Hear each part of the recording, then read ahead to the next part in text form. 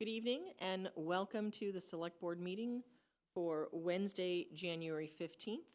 We had a little bit of a delay. We were in exec session, so thank you for your patience, whether you're in here in person with us on Zoom or watching via WACA-TV. I am calling the January 15th meeting of the Select Board to order at 7:08 p.m. This meeting is being recorded and broadcast live by WACA-TV and live streamed on Facebook. Remote participation is available using the Zoom video conference platform. Any disruption with the video conferencing platform will result in the platform being shut down. In the event of a disruption, broadcasting will continue on WACA-TV and live streamed on Facebook. So welcome all. I'm going to open it to citizens' participation. If you have something to say, either about what we're talking about later or just now, please step up to the podium or raise your hand and we will recognize you.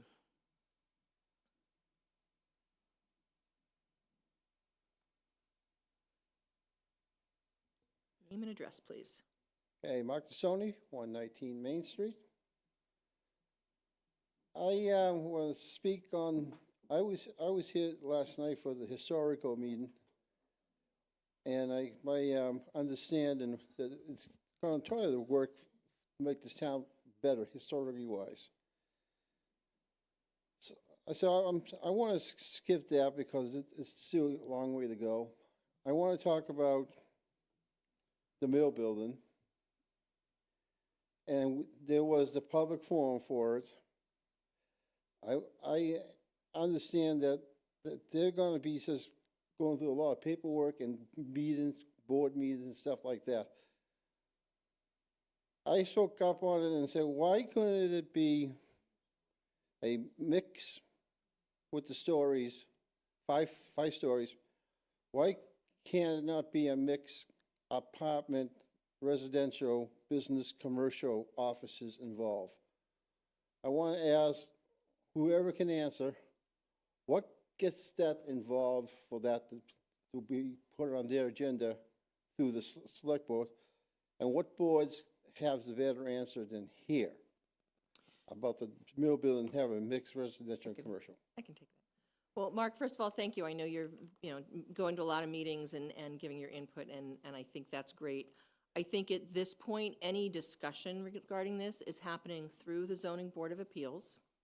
I think the developer has presented their current plans in regards to residential with some commercial space, and that has been what they've been hearing back from the residents through the whole mass housing process, through, previous discussions with the owner of the property and this developer. I think to change what they're offering, I think the developer would have to see a financial benefit, and I think that's a discussion that's going to be happening through the ZBA process.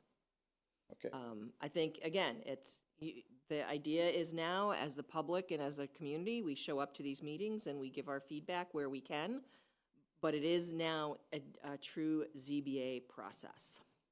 And they said at that meeting, there's got to be a lot more meetings than what they had. I believe they're expecting probably about a 5 to 6 month process. I think they have to have it completed in 180 days. Oh, so there's a clock. There is a clock because it's a 40B, which is why we were very thankful when the developer allowed us to push the first hearings to January, so that the holidays were not taken into that 180-day time frame. Okay. And one more thing would be the MBTA transit housing. Are you talking about the MBTA zoning? Yes. Okay. Yep. Yes, because in the newspaper and on TV, the state approved their regulations, laws, whatever it was, that they approved the MBTA side of things. What does that do for Ashland if they can appeal that? I think it's not going to affect us at this point because we have passed our MBTA zoning. Thanks to Joe and Tricia Kendall and Peter Matchick, they did a lot of work to create the zoning that would work for Ashland that matches the requirements of the state. So I think Ashland, at this point, we're in a good position. We've done what we've needed to do. I have heard that the state is allowing communities who have not passed it yet because they couldn't come to agreement within their own communities. They have given them a 6-month window so that for those communities who didn't have the work or couldn't get it done or couldn't get it passed, they're not going to be as strict about some of the funding and some of the grant work. They're going to give people another 6 months. But I think the decision for Millis is not impacting us because we've done the work. We have a good zoning bylaw now, and I think we can watch what's going on, but we're okay, and we don't have to worry about the other peripheral stuff that's going on. Okay, so the town, the zoning, everything, they're going by what the state did, the state house did. Well, I want to bring it up because there's still 2 towns in the Commonwealth, in the area, Milton and now Needham, they're stepping up. So I've been reading about the people, those towns that step up and try to go against it for their own town character reasons. Why wasn't it for an Ashland character reasons that we could step up against that? I think because discussions between planning board and select board, we had multiple group meetings as well as what the committee did.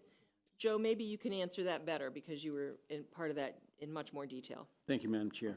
Yeah, Mark, the concern that we had as a group, the MBTA committee, we held a lot of meetings. We had public forums. We got the input from the people as to what they were looking for, what we explained to them, what we needed to do, what was asked of us to do. There was a lot of work done. Alvaro put a lot of time and effort into design and site plans of the current areas that were in question. So we were able to provide detailed information to the townspeople. So when it came time for the town meeting, special town meeting, and that warrant article came up, there were a few questions, just to reiterate what had already been said at these public meetings and public forums. So when it came time for a vote, people had a better understanding of what was going on. And I can't answer why these other towns didn't do what we did. They're their own animal. So, and every situation is different. Every town is different. Every city is different. And their bylaws and their zoning is different as well. We were fortunate enough to have that half-mile radius in an area where we had already some buildings that we were, building areas that we were able to utilize. And that helped make our process a little easier. So, again, every town is different. Southborough is probably going through the same thing right now. Whether they voted past, I'm not sure. I haven't heard anything yet with respect to them. So, I mean, every town is unique, and we just put the time and effort into it, and we were thankful that the residents understood what we were trying to do, and they agreed with us. And very last thing is, if any of the towns, if we went up against it too, the negative part of it is taking away grants. Right, which is what we didn't want to have happen. So, Mark, I don't know if you have any other questions, but we do need to move on because we do have a hearing that's supposed to be starting right now. So thank you again for your questions and for your input, and keep asking them, okay? I will, thank you. Yolanda, I was just going to suggest, kind of as a follow-up to Mark's first question, is maybe just to provide a brief outline of what the process looks now before the zoning board. We're going to be discussing in our agenda, right? Let's see. It's on our agenda to review Okay, we can wait. the building, Yeah. the 10 to 60 Main Street with the hearing that happened, and so we can Do it talk then. through the timeframe Okay, at that thank you. point. You're welcome. Okay. Great, thank you. So 7:15, it is time for a public hearing. I'm going to read the notice.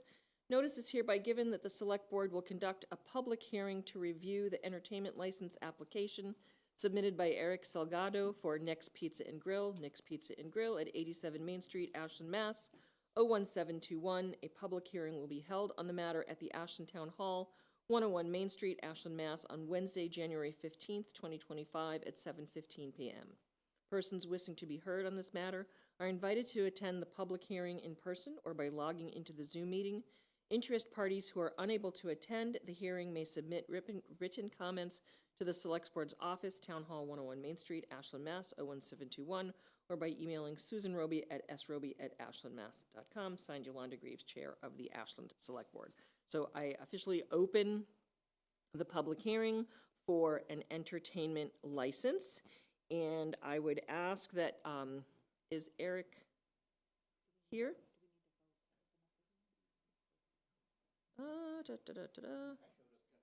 Yeah, motion, On the dot. there you go. I Motion hit to a open the train, hearing. as usual. So moved. All those in favor of opening the public hearing?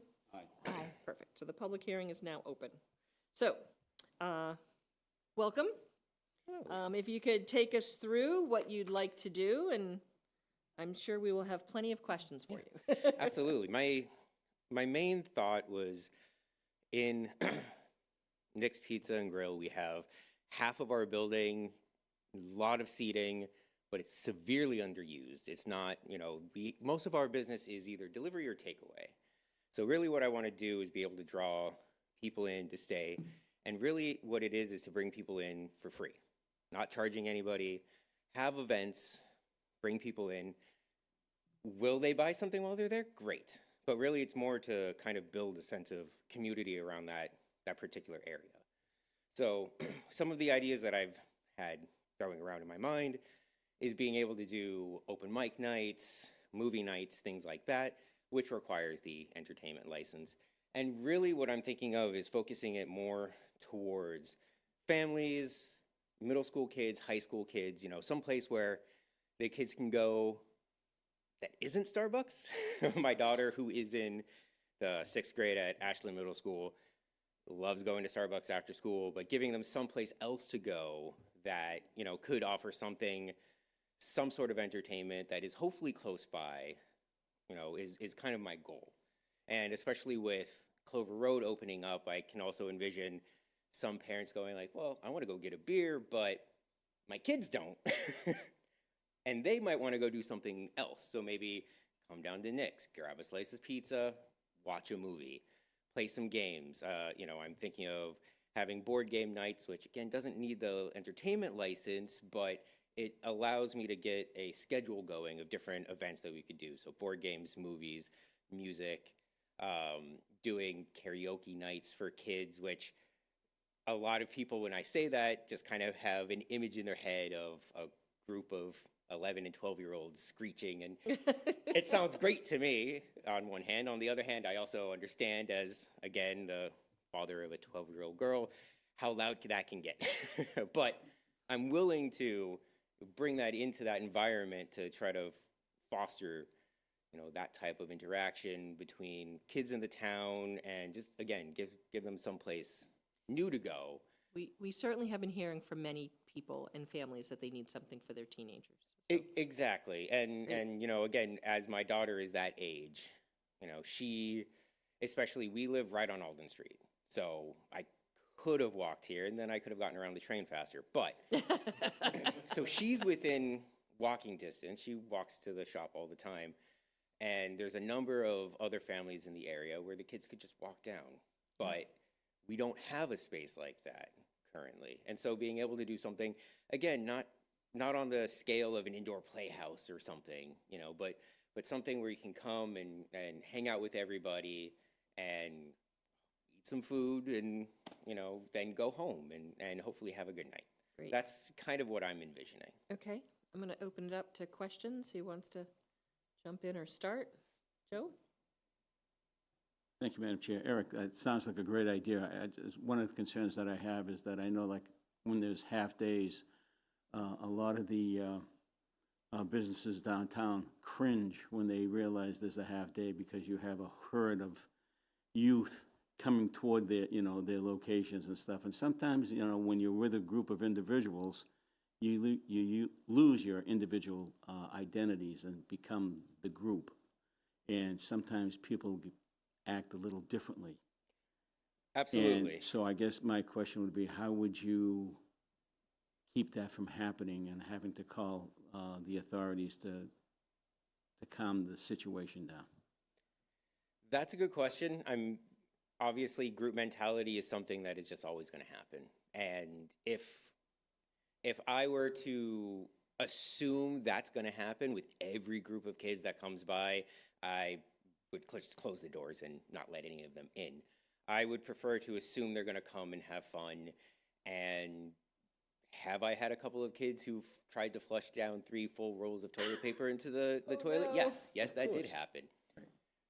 But I'm not going to hold it against every kid. Yeah. It is what it is. Obviously, not having any alcohol on our premises. Don't have a liquor license, and I don't intend to pursue one, specifically for the reason of making it more family-friendly, more kid-friendly. That will definitely help that a little bit. We're not open extremely late. You know, during the day, most people aren't going to cause that much trouble because it's daylight. You can't hide anywhere. So I'm less worried about that type of instance. And can it happen? Sure. But adults do that stuff all the time, too. Yeah.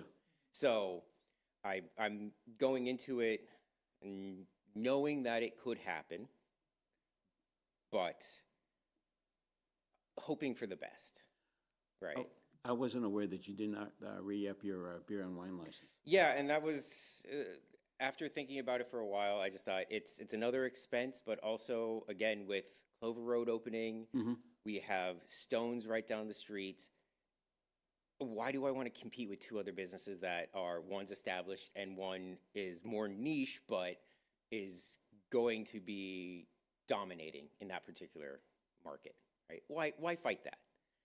But if I can gear this business towards a different subset of Ashland, one that is, again, underserved, then hopefully that will actually serve me and the town a little bit better. That's kind of what I'm thinking. Probably help out with Sub-Zero, too.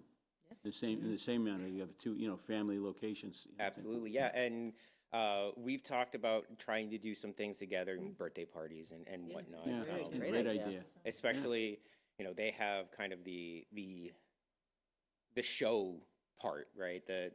You get to watch the ice cream being made. And then I've been thinking about kind of having kids make their own pizzas on our end. And in both cases, Sub-Zero being, based on science, and I actually have a very strong science background. I could see it also being a learning type of event. Yeah. So it's a birthday party, it's fun, it's learning. Great. But all of those things are things that I think we could develop a little bit more if we have a little bit more flexibility in what we can do with the space, and just entertain kids, because deep down, I know a lot of kids right now are, being held to this little box where they have short attention spans. But I know somewhere there's that art nerd who loves watching movies, and I want to bring those kids in. And kind of to your point about the individuality, having different nights brings those kids who, when I was in high school, I had one other friend, we both liked movies, but we hung out with 15 kids. And when we were in that big group, yes, we may have been a little troublesome. But when myself and my friend Justin were off on our own, we watched movies and, we listened to music. And being able to have the flexibility in the events allows you to break off from your group, do something that you like to do, and then you come back and cause trouble later. Okay.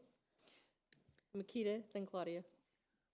Yes, this whole situation is giving me sort of like Peach Pit 90210 vibes. I just dated myself here, in a good way. But I just, as a point of clarification, you're talking about having groups of teens and preteens, in the establishment.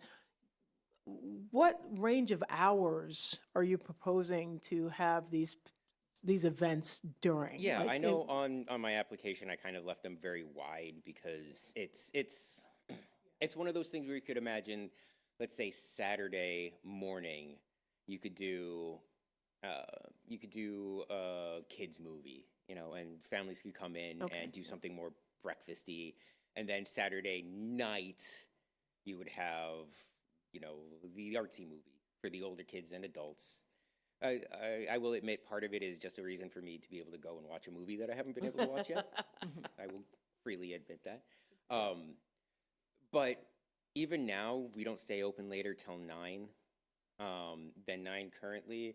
And just even then, I've been closing a little bit earlier on a lot of days, because when you really look at Ashland, there's a lot of families, and young families don't stay up till 11. So why be open until 11, right? And I know a lot of kids won't be allowed to be out that late, so why do that? But you could imagine having, open mic night, let's say, 6 p.m. to 8 p.m. That gives us an hour where we can shut everything down, and by that I mean gives me time to clean, because it might be a lot of cleaning, and still not be too late. That's kind of what I'm thinking, yeah. But again, that flexibility in those times, mainly for the weekends, just being able to do things earlier in the day, later, middle of the day, later in the day, but also a variety of activities. Claudia? Yeah, thank you. It does sound like a great idea. It has a little flavor of maybe a winter corner spot, I think. But, I was thinking in terms of kids, that I would say, start small, be organized, right? So that you have something that they're really going to be focused on when they arrive. I think Mindas has a few half days coming up in March, probably, that might not include lunch. So you could offer some kind of a little, $5, and they get a piece of pizza and a drink, and then they're there, and because they're looking to do something from Mindas Absolutely. on those days. Those kids they're feeling like big shots. So And I am the person who wants them to come in. yeah. I'm great. not afraid of those roving bands of kids. Yeah, and I think the I'm idea sure. of partnering with Sub-Zeros would be very nice too. That would be touching a lot of, and having a little science class and pizza making, all fun stuff. So I wish you the best of luck. I do wonder, do you have to get any additional insurances for this, or you already have what you need? I should have everything that I need. All it is some equipment and, like you say, organizing things. Shouldn't be that big of a deal. We've already done, one crafting session right before Christmas. So my mom prepped a bunch of stuff, and then kids came in and made these little hanging gnome guys. Oh, awesome. So I know we can do stuff like, and like to your point, it was structured. So when they came in, Yeah, my mom just brought them over and said, all right, this is what we're doing. And yeah, structure's they kind got of it done. important. So Eric and everyone, Exactly. I just need to, if I can get a motion to pause this hearing So moved. Second. in a second, all those in favor of pausing this hearing? Aye. Great. Hold on. You have to read it. We need to open the next one and put it on pause before we finish this, so give me 1 second. Notice is hereby given that the Select Board will conduct a public hearing to review the entertainment license application submitted by Ashland Brewing LLC, DBA Clover Road Brewing Company, Ashland Brewing Company LLC, DBA Clover Brewing Company, 151 Main Street, Ashland, Mass. A public hearing will be held on the matter at the Ashland Town Hall, 101 Main Street, Ashland, Mass. On Wednesday, January 15th, 2025 at 7:30 p.m. Persons wishing to be heard on this matter are invited to attend the public hearing in person or by logging onto the Zoom meeting. Interested parties who are unable to attend the hearing may submit written comments to the Select Board's office, Town Hall 101 Main Street, Ashland, Mass., or by emailing Susan Roby at sroby@ashlandmass.com. Motion to open the hearing. So moved. Second. All those in favor? Aye. Motion to pause the Clover Road Brewing So hearing. moved. Great. All those in favor? Aye. Aye. Okay, so we've opened that, paused it. Motion to Unpause this. reopen the So moved. next. Second. All those in favor? Aye. Aye. Okay, I'll try to keep my answer shorter. Yeah. Yeah. Sorry. we're a very talkative board. Brandy? So, just one question. First of all, I think it's a I think it's a great idea. So, I'm fully supportive of you doing this. How long have you been the owner of Nick's? 6 months. That's what I thought. So I Okay, just that wanted makes to, sense. I just wanted to say welcome to Ashland. And we're glad you're here. So, that's really all I wanted to say. So, Okay. One question I have is, what is your occupancy for that entertainment area? The entertainment area, I will have to double check that number. I know our total occupancy is 85. I believe it will be Okay. much lower than that, or about half of that, Okay, because it is about half my floor space. right. And part of kind of controlling those activities, as you mentioned before, would be that it's a smaller space. Right. But we don't need a rave. Right. just No, I need just want some to be kids. conscious of that and Yeah. have you be conscious of that. Absolutely. Okay. Yeah, yeah. Okay. I mean, again, as a father of a middle schooler in Ashland, like I'm conscious of the type of safety things and what we have to worry about in that case, especially when there's a 2 open fryers and a pizza oven in that building. Right, Run right. on gas. I get that. Right, okay. I just want to say as well, first of all, welcome and congratulations on purchasing the business. I think this is a great idea. I think, to your point, you do have a middle schooler, you understand that these kids are looking for something to do. So, good. Any other questions or There's one more. comments? Nick's used to be open on Friday nights for dinner. Yes. For a relatively short period of time, but Yep. I know when my kids were young, we went in there for dinner a few Oh, times yeah. on Fridays. And I'd love to bring that back. And that's what it is. Especially in this time where if you try to take 2 adults and 2 kids to a movie, it's expensive. But if it's right in downtown Ashland and it's free and all you have to do is buy a pizza and a couple of sodas, it Oh, yeah. seems attractive to me. Yeah. Yep. Joe, another I question? just have a quick question, Eric. The requested hours for your entertainment, you have 1 to 8, Sunday through Saturday, but you would talk, except on Friday, which is 1 to 9. I guess one of my concerns was that you had mentioned that you possibly want to do some things on a Saturday morning, and I don't want you to limit yourself Sure. with the hours that you have provided us. Well, So even- is there something that we could do to expand those hours for him? Yeah, or- I think, what time do you open on Saturday? 11. I would, and what time on Sunday? 11. Okay. 11 every Do you day. open, is it 11 to 8 every day? Except Friday right now, we're staying open that extra hour. And that really is, again, coming down to the trends that we're seeing. Pretty much after 8 o'clock on every day except Friday, nobody's really calling in. But Friday, sometimes it goes that late, and sometimes we just need that extra hour to clean. Gotcha. Okay, so I would recommend, and we can do this when we do the motion, is that we allow your entertainment to be your business hours, Yeah.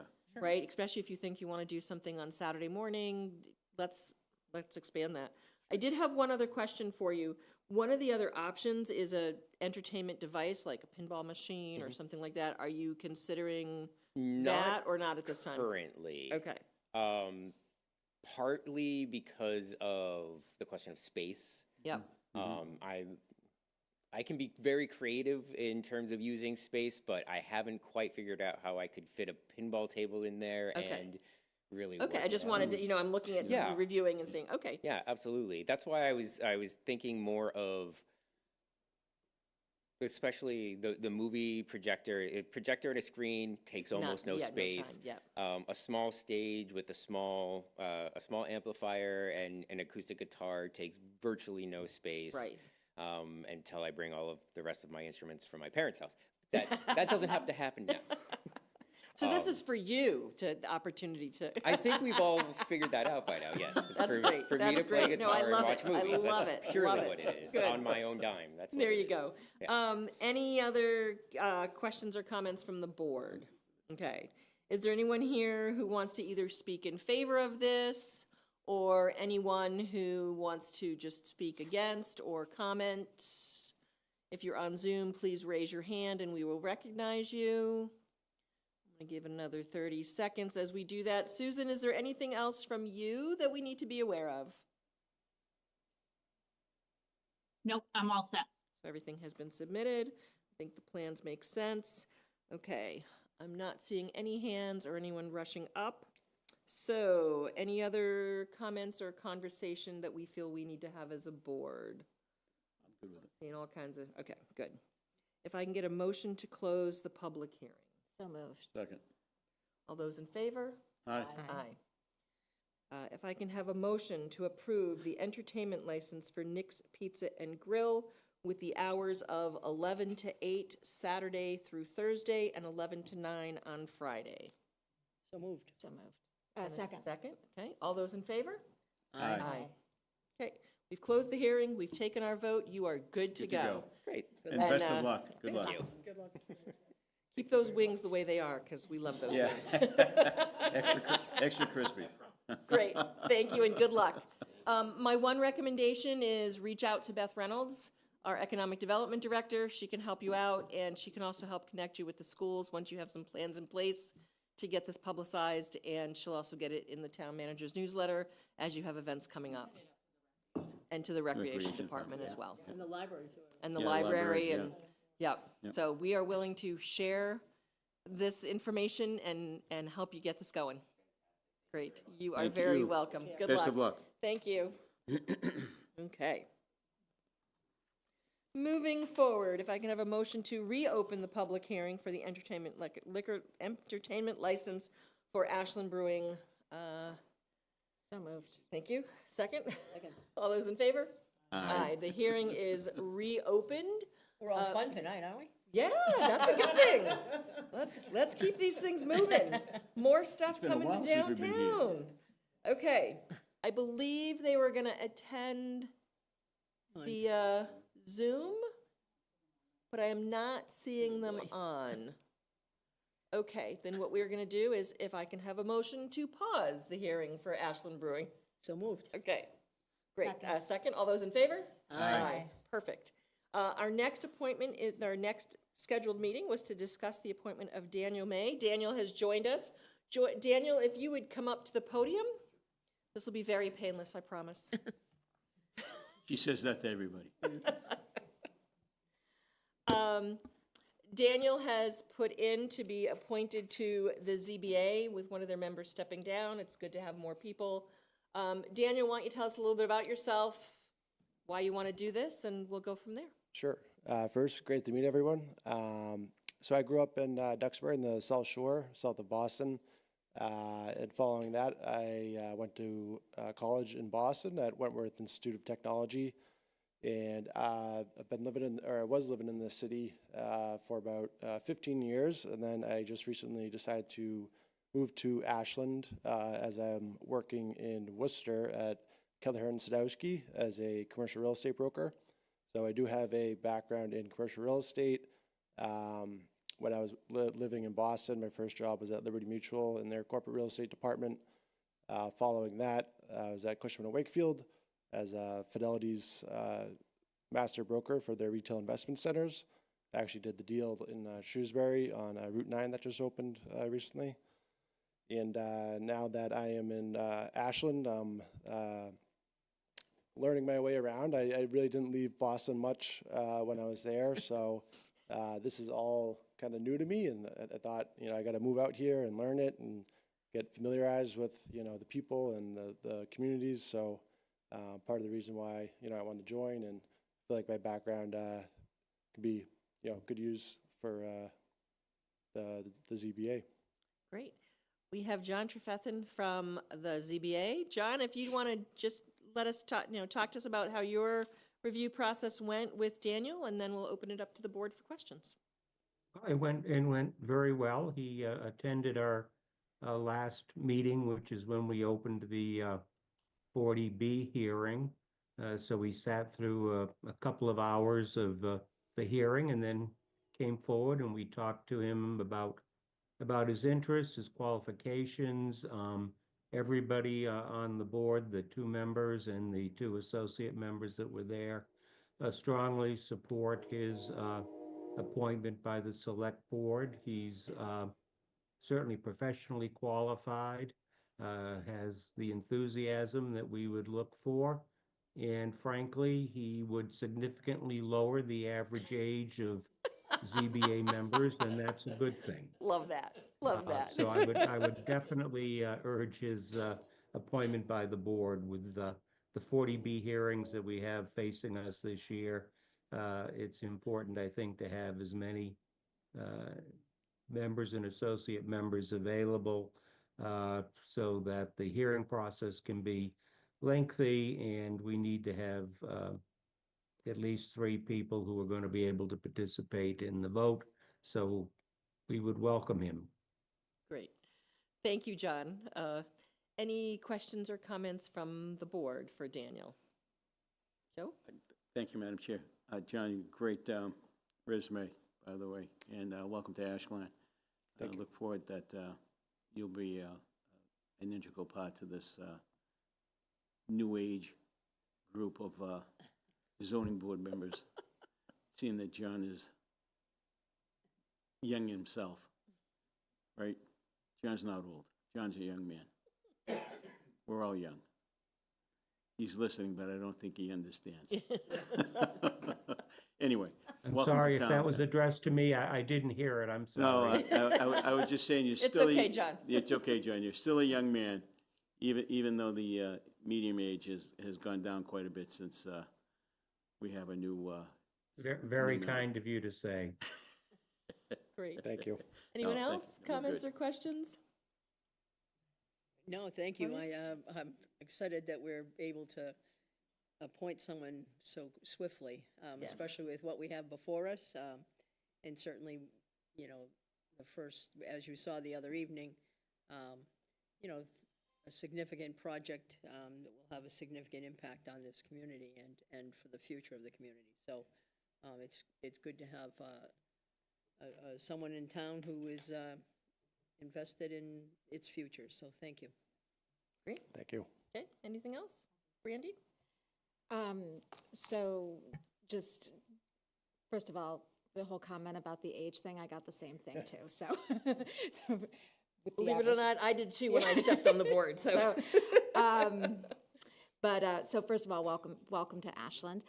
Our ZBA as you probably have seen, it's going to be a really big, this is going to be the most, the Mill Street, the mill building project is going to be the most consequential development project to hit Ashland as long as I've been here in Ashland for 19 years. And it's going to completely reshape how our downtown looks. And the ZBA is, we like to interview candidates for these regulatory boards because they're really important.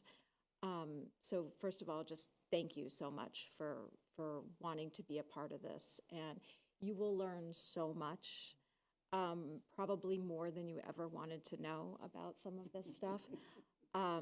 But it should be a very good experience, and you're in good hands with John. John is an amazing chair, and he will run this hearing very, very, very effectively. So you're in good hands. So. Thank you. Yeah, I see it as a win-win, and to be honest with you, when I reached out to join, I had no idea there was a 40B project going on, and I show up 2 weeks ago, and There might I'm be like, two. oh, we're right in the middle of this, huh? Yeah. Jumping right in. Yeah. Yeah. So, no, I'm looking forward to it. Okay, if there are no other questions or comment, go ahead, Makita. Hi, Daniel. Welcome to Ashland. Thank you. So I'll echo everything that my colleagues have said so far, but I am relatively new to the select board myself. So I have a question for you and possibly the chair of the ZBA. You said that you have a background in commercial real estate. As we mentioned, we've got some 40Bs coming up. We've got a lot of projects in town. This is very intense work, very important regulatory board here in town. Do you foresee any sort of conflict of interest with your professional goings-on or previous or current professional dealings and what you're proposing to do here on the ZBA for Ashland? Yeah, I definitely think that's a possibility that could come up in the future, and that's, I think, something I would just bring to John's attention if I felt if there's any possibility of it being a conflict of interest, and then just kind of take it from there. But just, making him aware. That would be with any position or any board, someone, Yep. yep. Okay, Okay, great, thank you. okay. If there are no other questions, if I can have a motion to appoint Daniel May to the Zoning Board of Appeals as an associate member with a term that will expire on 8/31/2025. So moved. Second? Okay. All those in favor? Aye. Great. Daniel, you are now officially appointed to the ZBA. I'm sure you can reach out to John and he'll get you up to speed, though you were there at that first meeting. So the one thing you do need to do before you attend your first meeting is stop in at the town clerk's office here at Town Hall and get sworn in, because you can't vote or anything until you're sworn in as a member. So All right, thank you. Nice meeting Great. you all. Nice you. meeting you. Welcome to Ashland, and we appreciate you volunteering. Thank you. Okay. I'm still not seeing anyone. Okay, well, we can move on, that's fine. Okay, so that hearing is paused, so we are good to keep going. We are going to move into the next item on our agenda, old and new business. Vote to authorize the chair to execute and enter into a purchase and sale agreement, deed, conservation restriction, any and all documents as necessary to effectual the acquisition of the property that consists of approximately 52 plus or minus acres in the Registry of Deed book. We have Rob St. Germain. Rob, why don't you come on up and take us through this? And this is the property that the town allowed us, approved to purchase. So Rob, why don't you take us through this, and we'll do what we need to do. Thank you. Thank you for the support you have been showing to this project. It's not an easy project. It's an interesting project. It's a complex project, but not necessarily an easy project. The land was conveyed in 5 parcels to the current owner, 5 in Ashland, that is, and a number in Framingham. And some of these parcels go back to colonial times. So the title search was interesting. The survey has been interesting. It was acquired by the church, and the church changed its name in 2021, but neglected to file with the Secretary of State's office. So right now, we're in the middle of trying to clarify who we're buying it from. So that is a work in process, which will hopefully be finished between now and next Friday, which is the closing date. Of course, we have a grant. We have a purchase of a CR from the SVT, and we have the funding that the town is putting in, so that makes it interesting. And to just make it a little more interesting, Michael asked the SVT if they could come forward with the money way ahead of time and be used as part of the close. So that's why you have an additional purchase and sale agreement in front of you to vote on and sign tonight. And then lastly, the time frame is fairly tight. So we have to quickly come up with some signage. We were luckily able to find a surveyor which kept to their due date, miracle upon miracles, and delivered a plan not on the 15th deadline, but on the 13th. Thank you, Jen, for introducing me to GCC. And today they delivered to our town council the Mylar so that the thing could be recorded in advance. So we are moving along and making progress. As you know, it's a 52 plus, almost 53, just under 53 acres of land. It's beautiful property. You'll be voting on the acceptance of the deed, as Yolanda read in the motion. Both PNSs, and the request is that you sign completely both documents, even though your motion is to empower Yolanda, if one of you was not here at a certain time, to sign on your behalf. Okay? So what else do I want to say? There are a couple of encroachment areas. There's an encroachment area behind the homes on Woodridge Lane. The homeowner cut some trees down and built some kids' play structures. Once we own the property, we will, notify all of the abutters, actually, that the town now owns the property, and we will address these encroachments. There's also a debris area in back of the last house in Ashland on Myrtle Street that needs to get cleaned up. A lot of pipes back there, some cable and things. So we're going to do a moderate clean. We're not going to do any digging or anything like that and disturbance of the land, just getting the junk out of there. And there is an old abandoned road there, and the question is, who owns it? That was outside the scope of this immediate project, so the surveyors did not come up with a definitive answer. They weren't able to find anything that clearly jumped out. So the town may own it, or the town may not own it. But the boundary is the boundary, and if the road has indeed been abandoned, then the boundary will extend at some point in time when we're able to resolve that. Joe, you look like you got a question. I do. Is that on the dead-end side of Winter Street? Yeah, it's just beyond the Winter Street gate. It's referred to as the old road to the Bigelow paper mill. And at first we said, oh no, paper mill?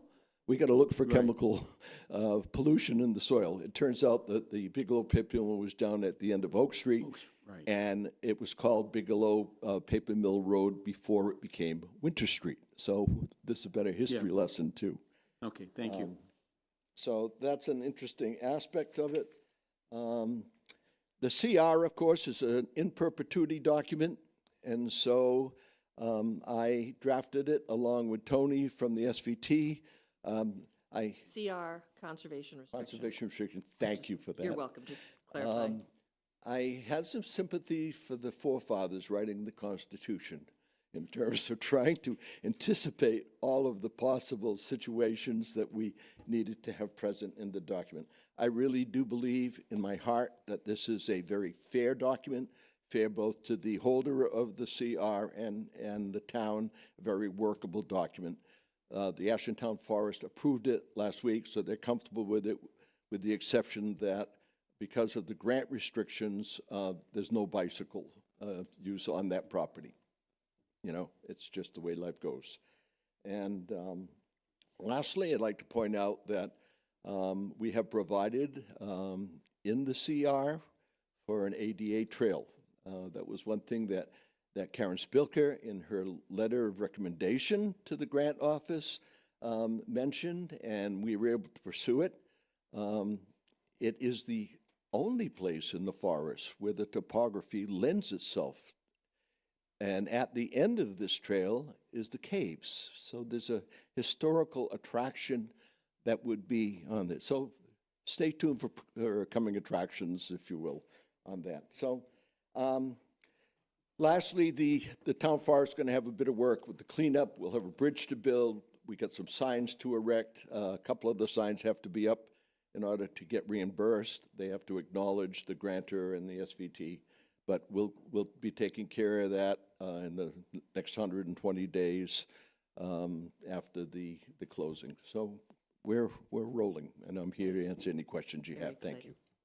Questions or comments from anybody?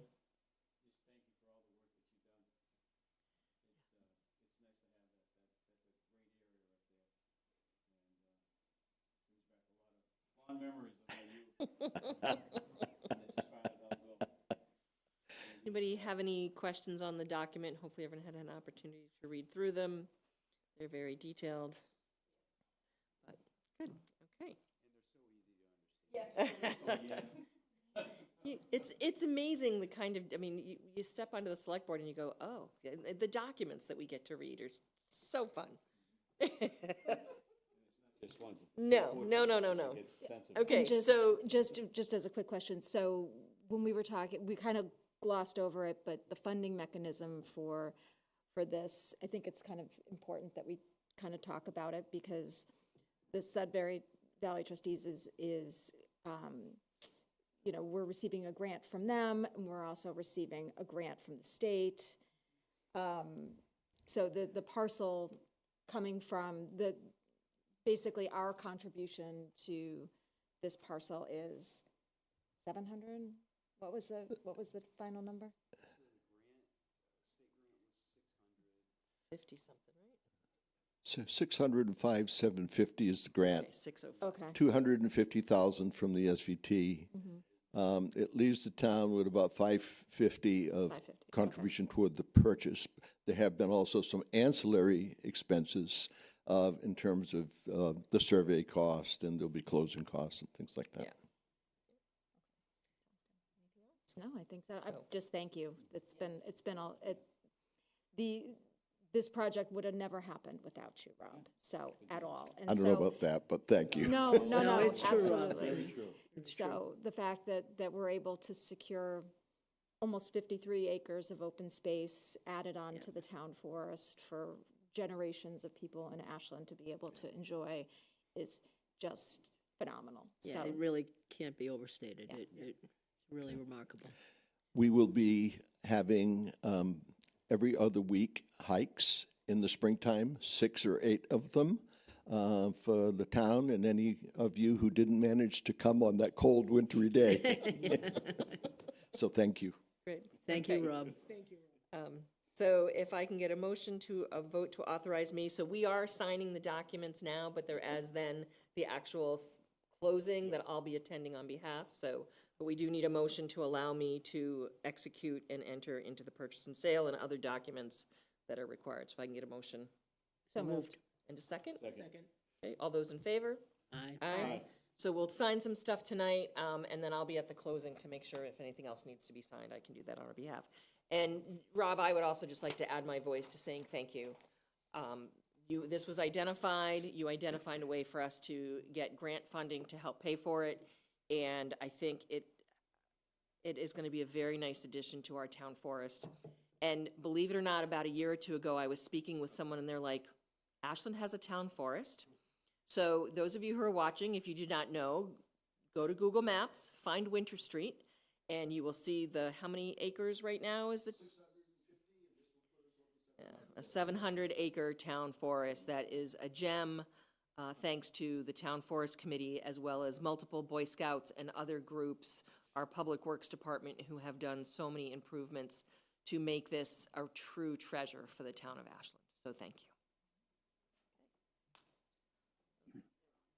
Jamie is on. Perfect. So, Jamie and John, wonderful. So we are now going to move back to our public hearing for the entertainment license for Ashland Brewing. If I can get a motion to unpause the hearing. So moved. And a Second. All those in favor? Aye. Aye. Great. So, John and or Jamie, go ahead, tell us. It's John, and I just want to interject on the Ashland Town Forest. I discovered that, and it's one of my favorite places to go trail running. I didn't know that was on the agenda, so that's a nice surprise, but it is a beautiful place to go running. I really enjoy it. Great, great to hear. As long as you don't get, I know there's also bike riding in parts of it, so. I have run into that. Okay, just be careful. Or they ran into you. Wonderful. So you are here to talk to us about an entertainment license. People are waited with, bated breath for when you're going to open. Go ahead and tell us what your plans are, what you're looking for, and we'll go from there. Yep. So we sort of mixed use entertainment. Comedy night, probably roughly every 4 to 6 weeks. Music every week. Trivia night, probably every week. We're hoping to have, open mic night. Open mic night once a month, and things like that just require permit. Yep. Okay. Good. Questions from the board? Joe? Thank you, Madam Chair. I do have a quick question. I noticed that you crossed out Sunday because it was Monday through Sunday, 12 p.m. to 1 p.m., but apparently someone had changed it to no Sunday entertainment. Is that correct, per Jamie? Yeah, Sundays we don't typically have anything going on. Okay. So that's been our experience in Hudson. That's not to say that it won't change in the future, but. Okay. And where you're open till 11 o'clock, I would say your last call is at 10:30?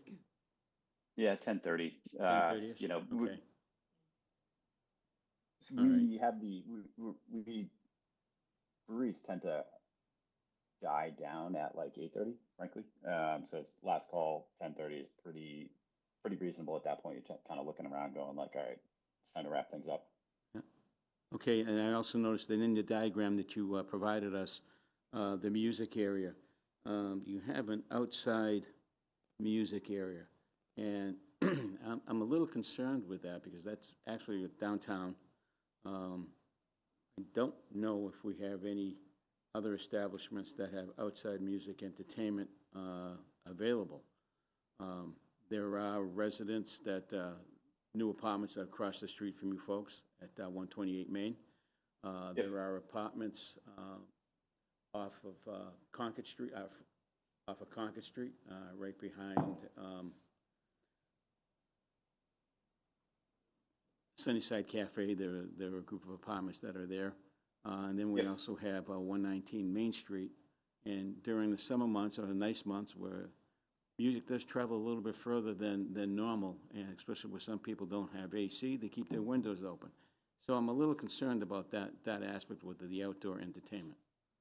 So if you could try to convince me that your music isn't going to go, too far. Well, before he tries to I mean, convince you, Mozzie, when they were open, had outdoor entertainment. They had music on their patio. Mozzie. Okay, Mozzie. that's 126, and, okay, but I'm just saying, currently we this don't have changes a anybody, little. but we do have. I understand, but this also have changes a approved little bit of the downtown character. So- We've had music at the corner spot. though. Right. So I guess Almost, what yeah, time, in the what, summer. do we know, like, what was the latest that we I don't had know. music? They didn't have lighting, so, Yeah. it would Yeah. run till like 8, but Yeah. Yeah, but they're staying till 11. So is the entertainment going to be till 11? I'm a little concerned about that. I would say no, but I mean, that's, most of the time our entertainment stops at 9. Has it run till 10? Like, yes, it has. But typically that's indoors. In Hudson, we're pretty cognizant of our neighbors. It's a similar situation. We have 500 condos that share a parking lot with us. We've had 0 complaints from them, and we have single-family houses that share a parking lot with us there, and again, 0 complaints from them. So it's just a matter of being respectful to your neighbors and letting them know if you have something going on that's out of the ordinary. But ordinary for us is, we're talking like 2 guys with a guitar, not a full band in the stage or anything like that. I Okay, don't so know how you more put a acoustical? Is that, are you suggesting that it'll be acoustic music and not electric? I mean, I don't know. It's tough for me to forecast out, 5 years. But generally speaking, when you think about what we've experienced, is it's usually 1 to 2 people, and they might bring something that has an amplifier or something along that line to play. But it's not like a concert venue or anything like that. You're looking at background music, frankly. And I appreciate that. I just don't want to have a situation develop where we had a previous restaurant in town in Ashland Square where they had entertainment and they had bands playing there and they were inside, they weren't outside, but the music traveled so far that residents on Metropolitan Ave were complaining that they weren't able to get sleep because they were playing up until 11 o'clock. So that's a concern because I don't want to have that repeat itself. well, Yeah, I mean, I can't. Oh, sorry. Go ahead. No, that's okay. My reaction would be, let's give them let's give the entertainment license, and my feeling is, let's see what happens. Because of where it is, they're in downtown, yes, there is some residents around them, but we don't know exactly, and I don't want to restrict right now to just acoustic music, because that's very specific. But that's my feeling, so we can discuss it as a board. That's so, fine. Okay, That's fine. okay. Other, Makita? Yes, hi. Just a point of clarification on the application and the materials that were provided. So the application says that like no Sunday entertainment, but then there's an email that follows and says no Sunday music. So I just want to get an idea of like what does that mean? Does that mean there's no entertainment on Sundays or there's no music on Sundays? Because entertainment could be, and what do we mean by music? Like no live bands? So just a little clarification on that. And I took a quick look at the materials, but it's not clear what the intent of that no Sunday entertainment line on the application is. I guess in that regard, we're sort of classic New England Puritans, where Sunday's a day of rest. We really don't typically do much on Sundays, and it is like families, friends, hangout kind of day, and we really have not done anything on Sundays, and it's been a good vibe. Background music, nice weather, that type of thing. Really, yeah, it's a fair question. Okay. Anything else, Makita?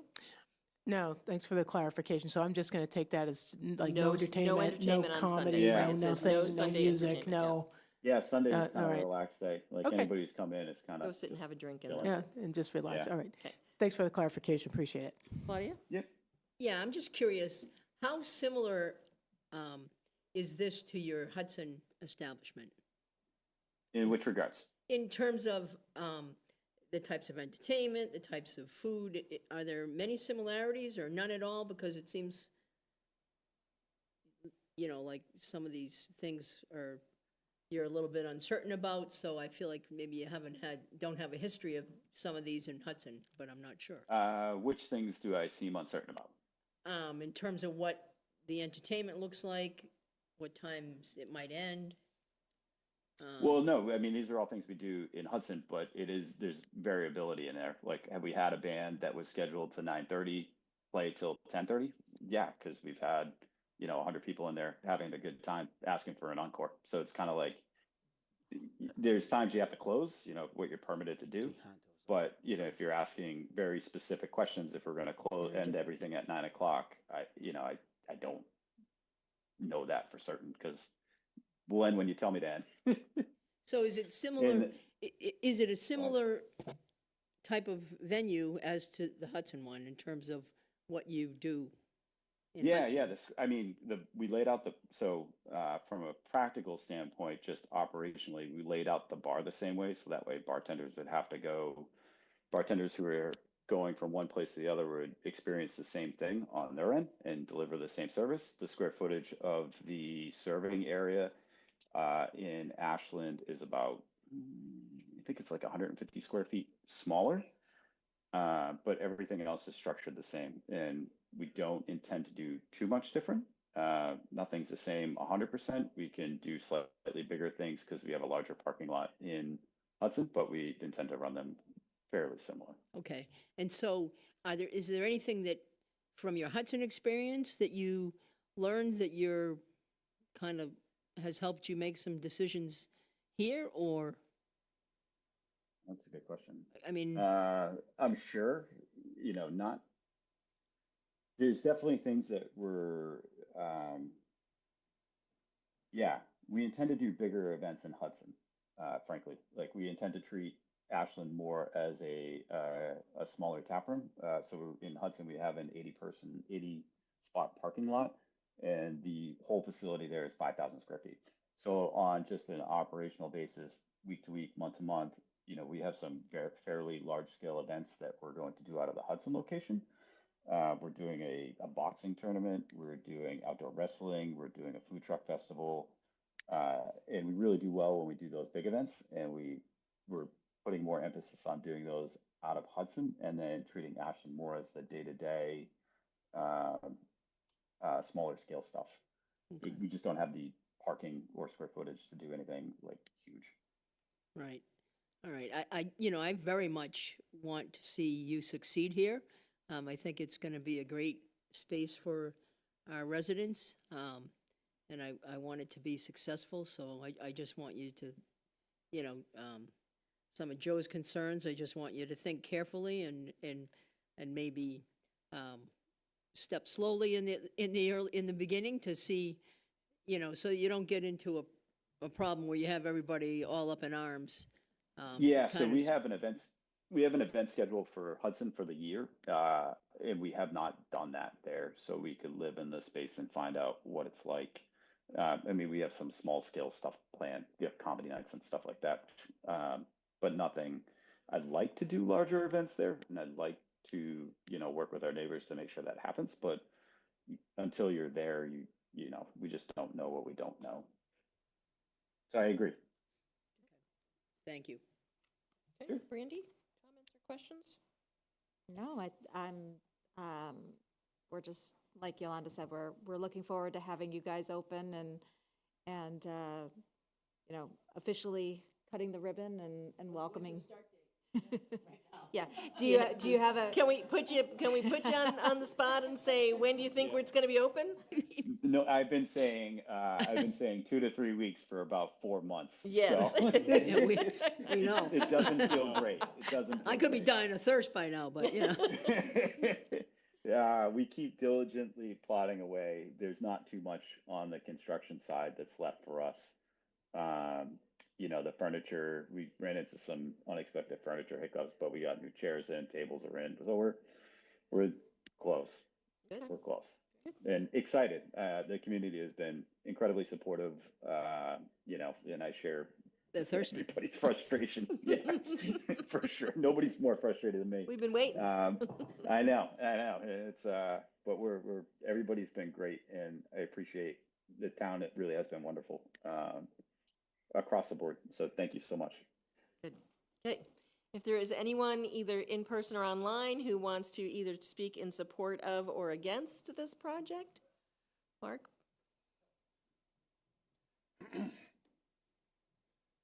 Yes, both sides quickly, on and for, against it. Mark starting 119 Main Street.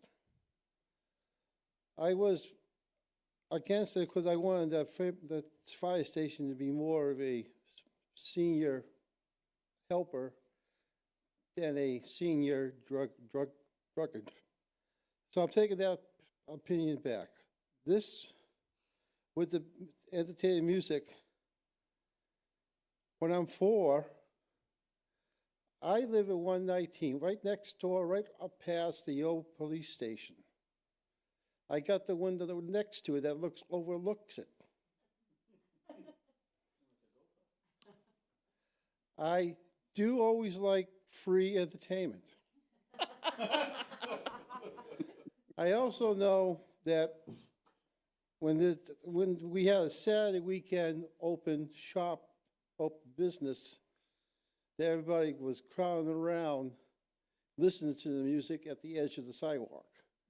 I was up in the window saying, yes, I can save my radio electricity.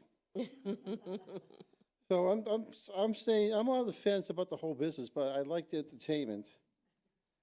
And it's worth the time to say variety, and if you can hit the 60s, 70s, 80s, you'd be all set. Thank you. Thank you. Thank you for that input, Mark. I'm not seeing any other hands online. Any other comments or deliberation from the board regarding this? Joe? In looking at the design, will you be opening up the garage doors at some point? Oh, God, I hope so.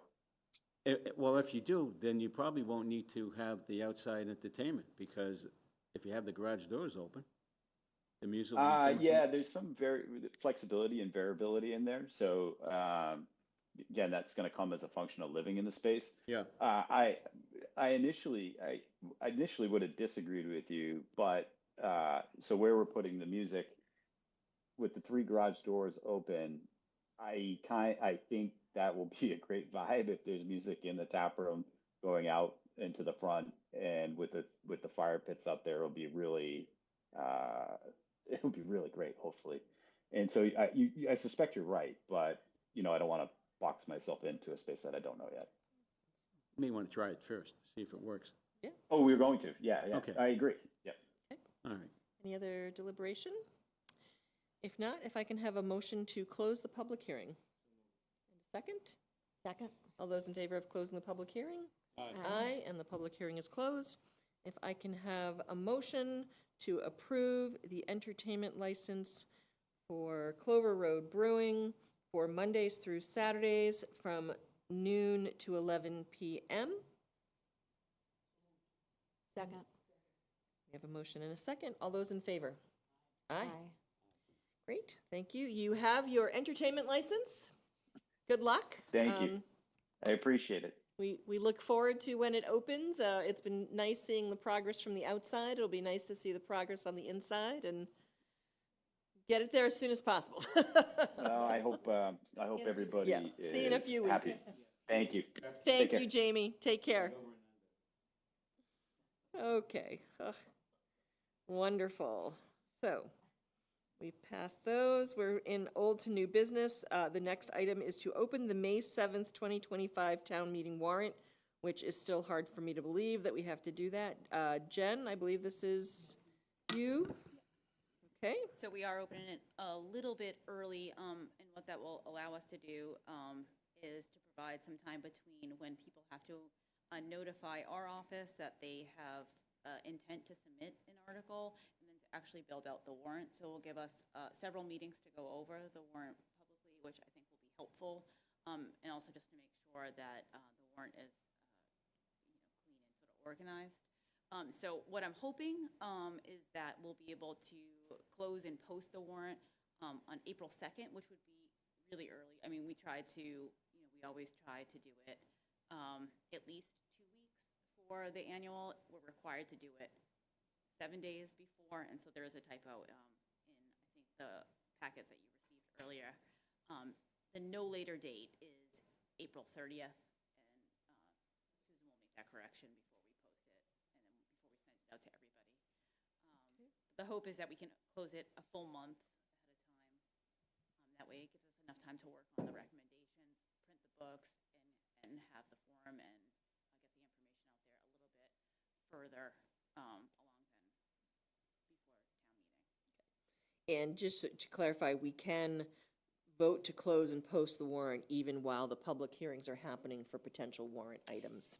Yes, especially for the bylaws. So obviously I need the language. So if there is a zoning bylaw, I need the exact language before we close it, but they can hold a hearing after that. Any other questions or comments regarding this?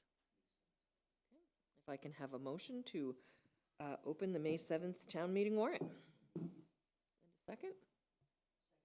All those in favor? Aye. And we can go ahead and start that. Okay, next is discuss a potential tri-board meeting. We have been talking about this for a while, and it's amazing how difficult it is to get a meeting going. Michael has the last. We all received an email about potentially doing one on Thursday, February 13th, sometime early evening, later in the day. And I think you were saying that even that's causing problems. Yeah, it's not looking like that's going to work out after getting some feedback from a few different people. So we will look again at different dates. And Michael and I had a conversation. I think it's important that we do a tri-board meeting. I think last year we closed our budget gap with some one-time funds, and I don't think we want to. I mean, we may need to do that again this year, but not without a more thorough discussion between school committee, finance committee, and select board. So that's why we're really trying to get this meeting going. I'm going to maybe ask Susan if we can send out some dates that work for all of us, and we're going to keep working to get this as soon as possible, because the longer we wait, the shorter our discussion time, and we know we have to have a budget by May. So are we looking sometime in February? Potentially, at this point, Yeah. unfortunately. Yeah, and I don't want people to think it's like a one meeting thing. I mean, we are going to talk about 26, but I think we'll have limited options. I think just in terms of how we address 26. I think the other thing that we do need to talk about is also 27 and beyond. And the problem's difficult. It's not complex. There's more expenses than there is revenue. So, like I said, it's not complex, but it's definitely hard. So there's just going to be some choices that need to be made, ultimately by the boards and committees, and then most likely it's probably going to be up to the voters at some point. What's your timeline? Because I know you usually do your budget workshop. What's the timing on that? Like, when are you feeling like you're going to have all your stuff ready? So all the departments got their budgets in to us on the 20th of December. So Brittany sent to me today just kind of the first overview draft after she's plugged everything in. It's not pretty.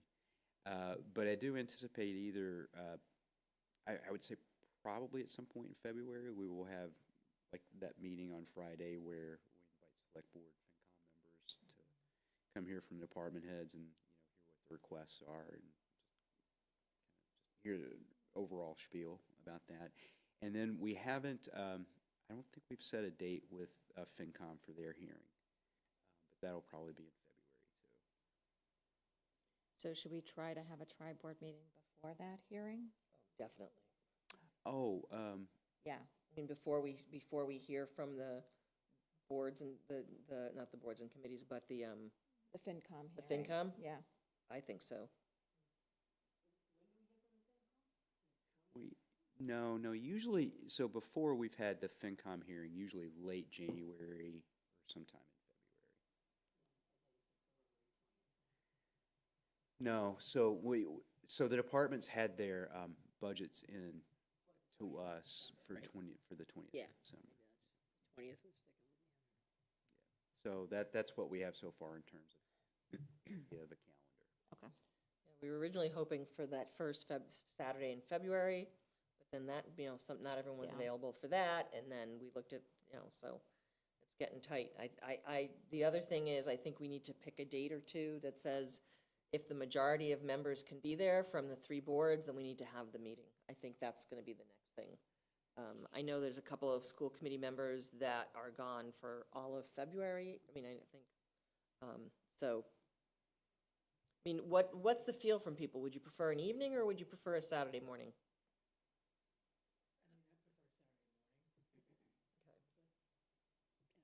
Claudia, Joe? When are you gone, Joe?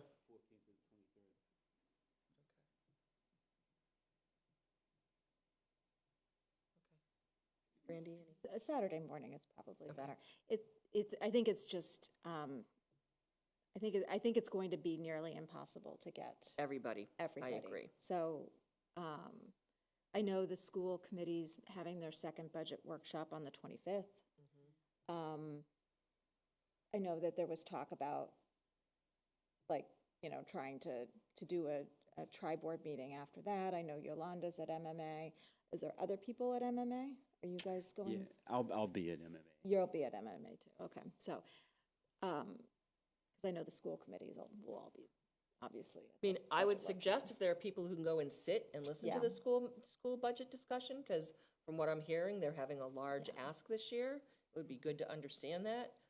But for me, I'm not willing to not be at a tri-board meeting for finances, so I think it's something that I've pushed for a lot, so I do want to be there. So Right. having it that Saturday, and if Michael's not, Michael's at Oh, MMA yeah. as well. Is it, when did you say it was, Brandy? The 25th. Saturday, the 25th. 25th. January next- 25th. Yeah. So a week from Saturday. Yeah, I think, I don't know I what don't time have they're doing the, it. I don't have the time. My guess is probably 9 o'clock, but I can check. No, for the The school school committee's committee budget workshop. workshop. I can find that out and send that out to everybody.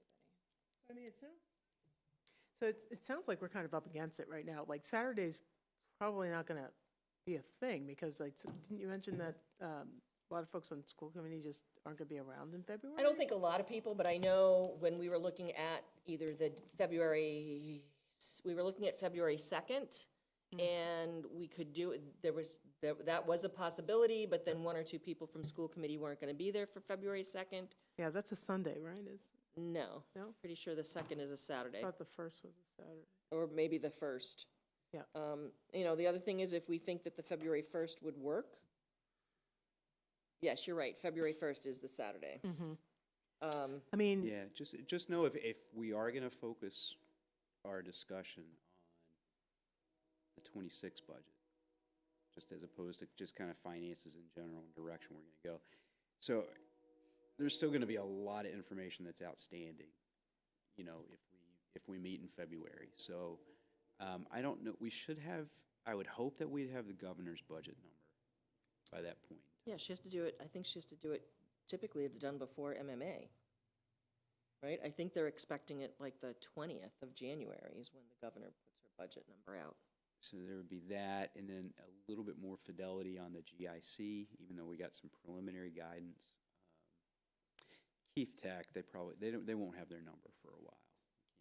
Can't wait for them. So Yeah. Yeah, we'll I we'll just think probably be that in the decent longer, shape, yeah. And as you had said, Michael, and you and I chatted, it's gonna be a multiple meeting. It's not gonna be a one meeting discussion and then we resolve everything. I think the first meeting is gonna be information gathering, seeing where things are at, seeing what the needs are, and then a discussion of how are we gonna meet these needs financially. With like a late Friday afternoon, like the 31st or something, would that be something that we could look at maybe? Maybe like 2 on or something, 2 to whatever, how long we want to go, but. Yeah, I think it has to be run by Jim, first of all. Mike and Jim have to review it, and then send it out to all the boards. So we're talking 17 people who have to, which is why part of me is thinking that if we can at least get the majority of those 17 Right. people, I think we you have to Yeah. go pick for the that date majority. and We're just not- do it. Yeah, I mean, I think certainly, Jim and Michael, 3 of the school Right. committee members could right, represent the school committee quite well. right, I mean, right. probably be Jim and Mike, So right? do we So- want to, and could we Chris go and- back to the 1st of February? That's I'm Saturday? okay to look at that. I thought Jim couldn't make it Jim was that gone day. as of the 2nd, was my Okay. understanding. He was gone from the 2nd to the 9th. I'm happy to look at that. February 1st, that's Saturday? Yeah. Because you're still here, and let's toss that back to them and finance and school committee. And it's, this is the first step in the conversation, I think. Knowing that we won't have 100% of the information, but we should have more of the information, especially because it'll be after the second budget workshop for the schools, so they should be in a better position. Yeah, they should know what's Yeah. what. Okay, makes sense? So we'll start with February 1st and then go from there. Okay? Great, thank you all. Next item, something that Joe asked us to discuss NIPS and the best way to mitigate litter. Susan was kind enough to give us a list of communities that have banned NIPS when it went into effect, and some of the background on them. And then, Joe, what are you thinking? Well, we did have a resident come in and meet with us twice, and who was quite concerned about the fact that he patrols or he polices Route 135, and he was nice enough to bring in three large trash bags full of nips that he's picked up along the route on 135, and that's just him. We've experienced nip dispersals all over town. Kid Spot, the pavilion next to it. It's not an appropriate location for kids to be playing and picking up these plastic bottles and throwing them around and whatever they may do with them. And parents came to us while we were at the pavilion and asked, is there something we can do with this? This is crazy. They're throwing the nip bottles into the fenced-in area. And the unfortunate thing is there are 4 trash barrels along the walkway. I mean, if they're that lazy, they can't throw them in, or maybe they're intoxicated that they don't even know that those are receptacles. But I mean, is there something we can talk to the liquor establishments in town that sell these items? Because I'm not trying to take away their revenue sources in any way, shape, or form. That's not it. But at the same token, they're providing the opportunity for these nips to be thrown here, there, and everywhere once they leave the store. So maybe they put a 5-cent, recycling thing on them. I don't know if that's possible or not. I believe some other towns have done that have banned them. So I just want to bring it up for discussion right now and just lay some foundation to see that, maybe sit down and talk individually with the liquor store establishments and get their opinion as to how they can help us resolve this problem. So I don't know how you folks feel about that, but I mean, it's Comments or becoming an issue. concerns or how you want to move forward with this?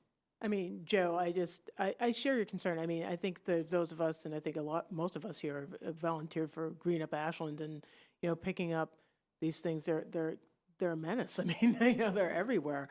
The question is, what's the best from a policy perspective? What's the best way for us to handle that? I think this does warrant some investigation, and I think this list of towns that have banned the NIPS is a good list. We should find out, you know, how things are going in those municipalities. Like, did it really reduce the weight, the NIPS waste? Did it not? I know that I think New Bedford tried to get a ban in effect, and I think that got caught up in the courts or whatever. I'd like to find out like why and how they got challenged. So we've had a few residents, you know, talk about this stuff. So I think it's something we should investigate and try to figure out what can be done about it.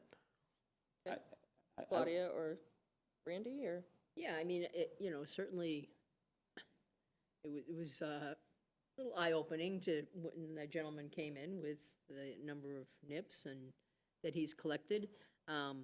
It's interesting to me to try to think about, you know, who's drinking NIPS and who's throwing NIPS, and that might be something to kind of explore a little bit. For at least, I'm sure that our liquor establishment owners have a sense of who that is, and that might help us figure out how to approach it, right? I mean, is it kids getting their hands on NIPS? I don't know. It would seem to me it would be challenging. Is it someone that, you know, wants to just get a little quick drink? I don't know, probably, but then maybe our establishments could offer them something to bring the empty nip back. I don't know, but I think it'd be worth talking to some of the establishment owners. I mean, Brandy? Hold on, Brandy. I seem to remember that they were doing something on the state level with this too, right? That because the issue is, you know, I live so close to the Framingham line that it wouldn't matter. So, you know, you think about it.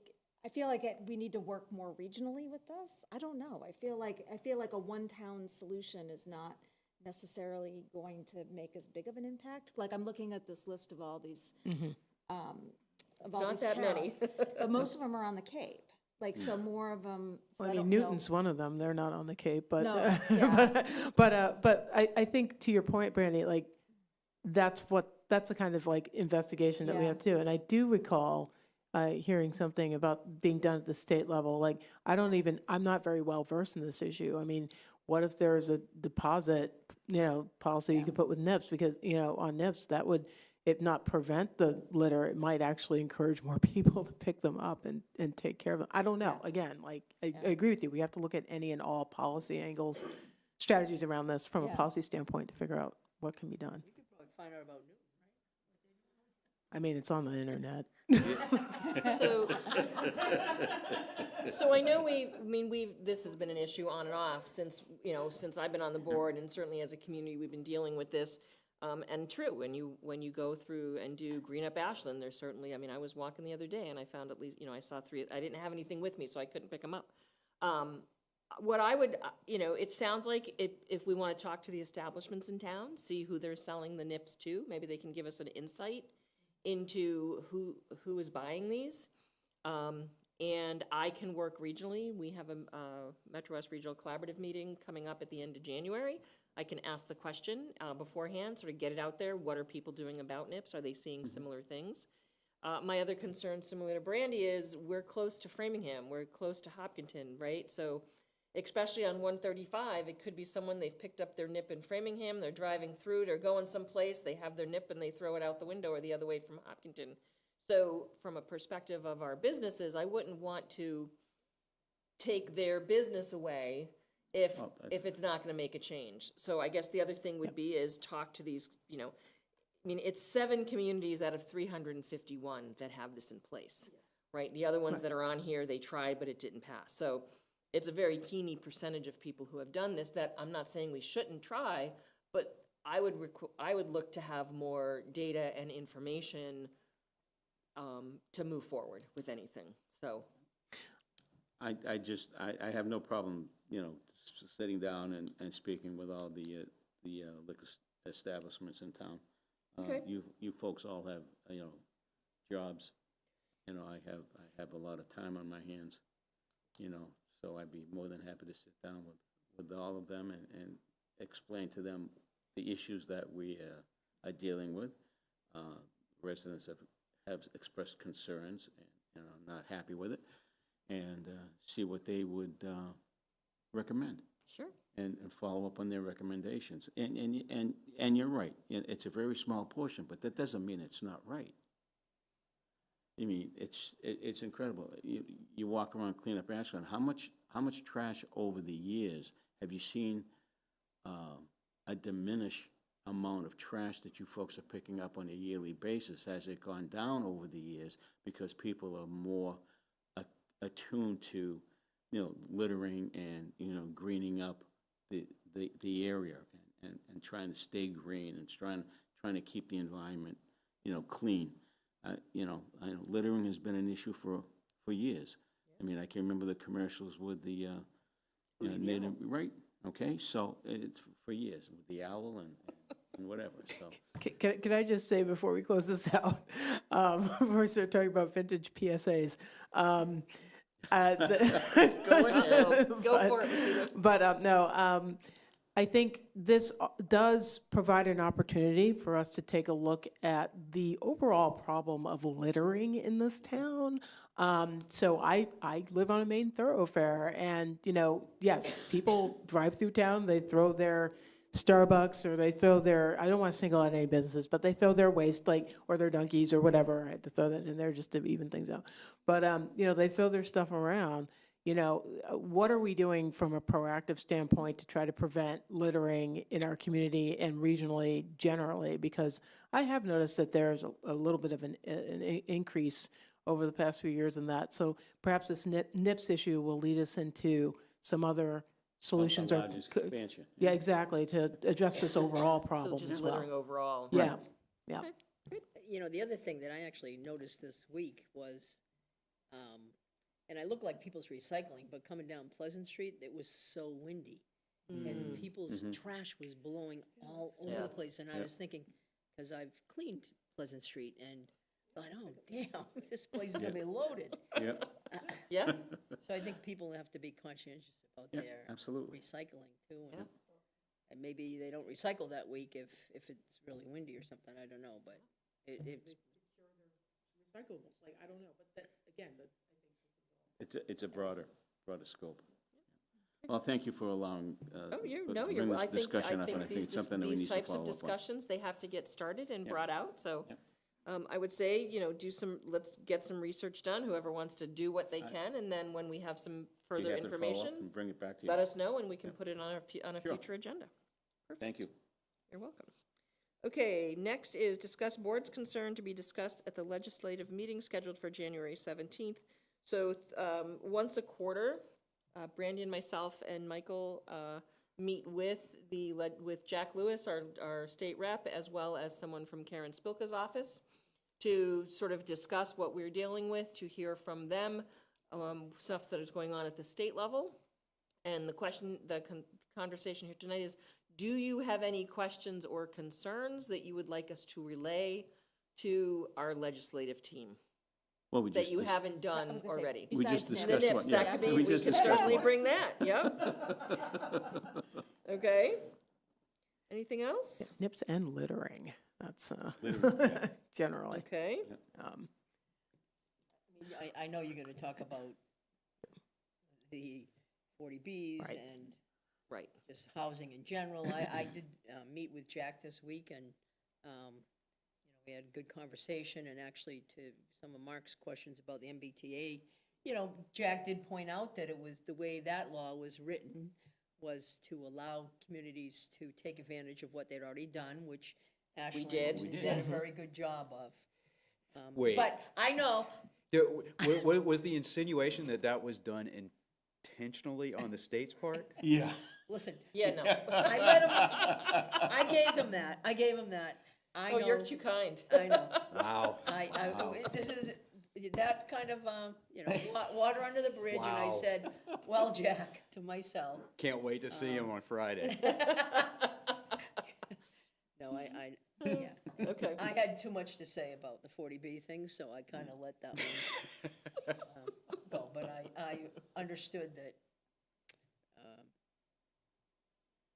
I understood in part because of the way he jumped in so quickly on it, right? So even if I hadn't known, I knew that he was a little Yeah, it's not an little election year self-defense either. there. Yeah. He took Good. a very defensive Anything posture. else, or, and if you're not sure now, shoot me an email or shoot Brandy an email, and we can bring it up at the meeting on Friday. I mean, I just can't say enough about the whole 40B thing and the whole process and how, you know, powerless people are on the local front. It doesn't matter what a community has done, what it hasn't done. With the zoning bylaw. It's, to me, it's just an example of what is driving people away from being more progressive and forcing them to do some very crazy things in terms of who they might vote for. Because, you know, it's just an example of you know, it doesn't even do what it's supposed to do. Well, And it changes the quality of life. It's not, I'm not against building housing and providing housing for the workforce and for, you know, I'm not against that at all. But when it's going to impact a community the way this 40B at Main Street is going to impact this community and change the quality of life, that's what I'm against. Okay, Makita? Just a kind of a different angle on the affordable housing front. I would be curious to hear from our Beacon Hill friends about what, if any, sort of real policy discussions folks have had around really looking at actual affordable housing in the region.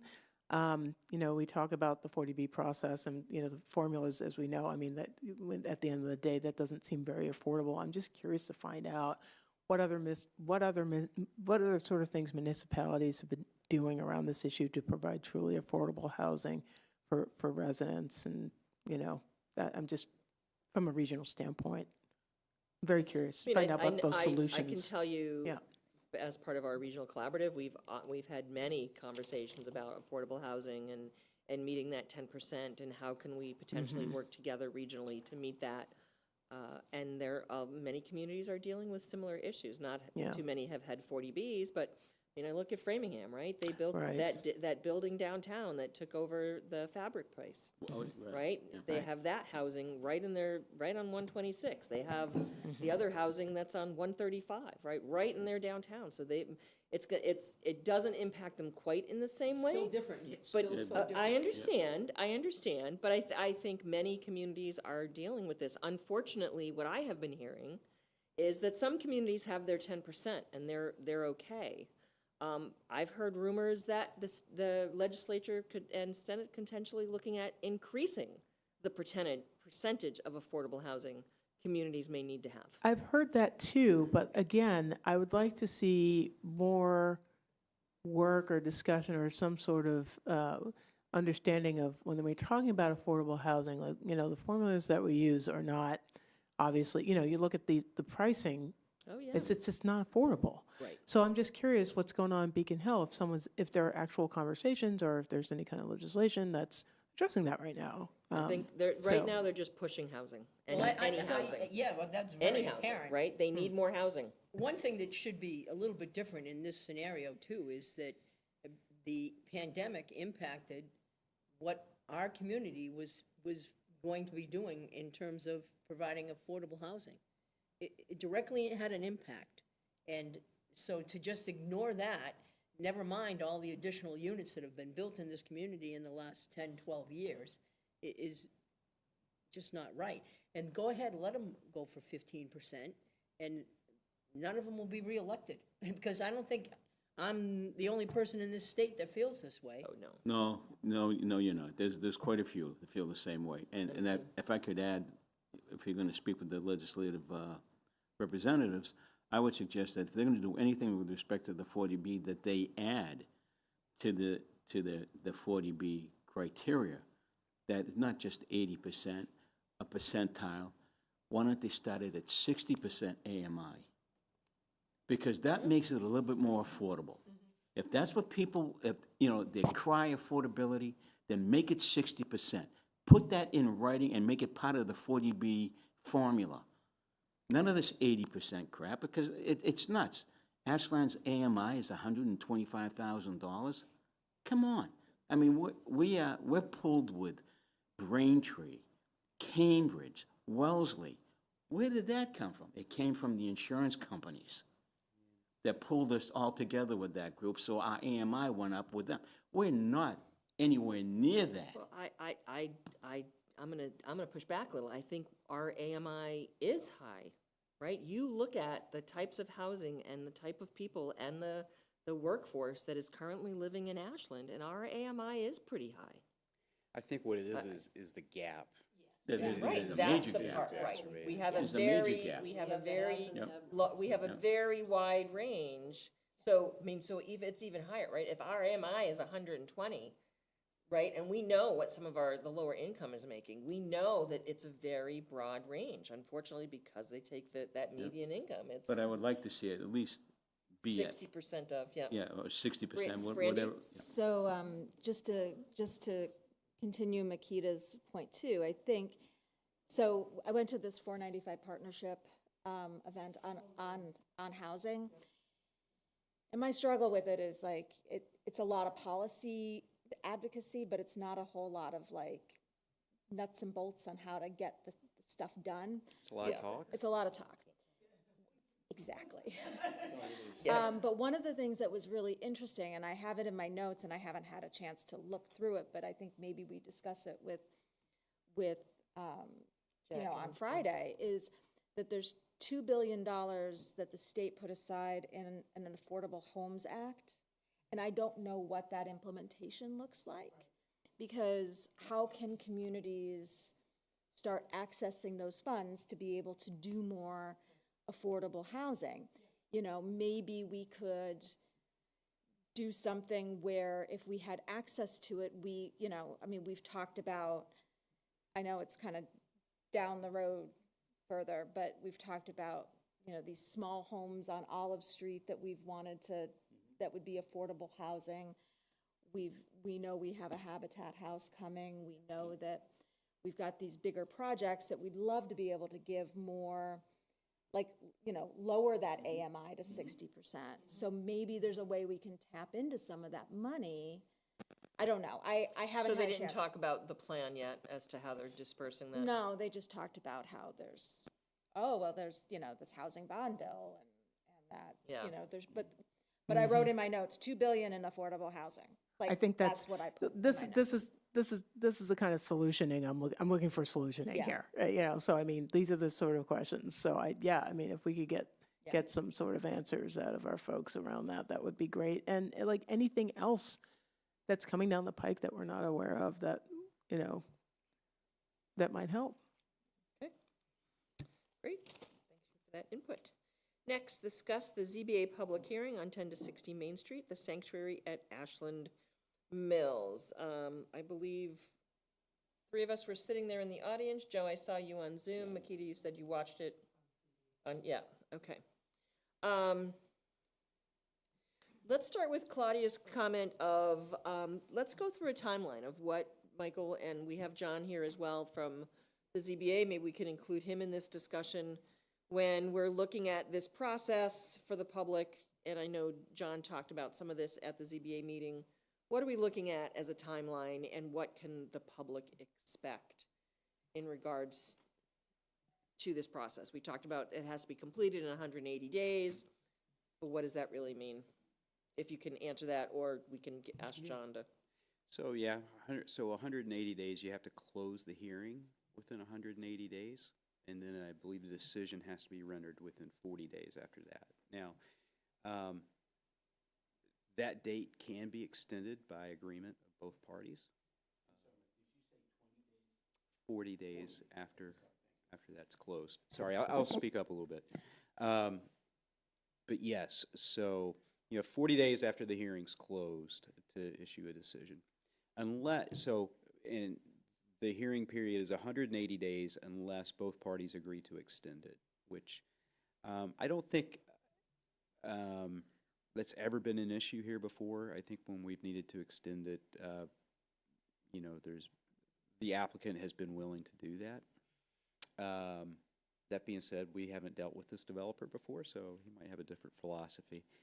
And John, please correct me if I'm wrong on any of this. So I do believe right now that ZBA is planning on having one meeting a month devoted to this, and each meeting is going to be devoted to a certain subject area.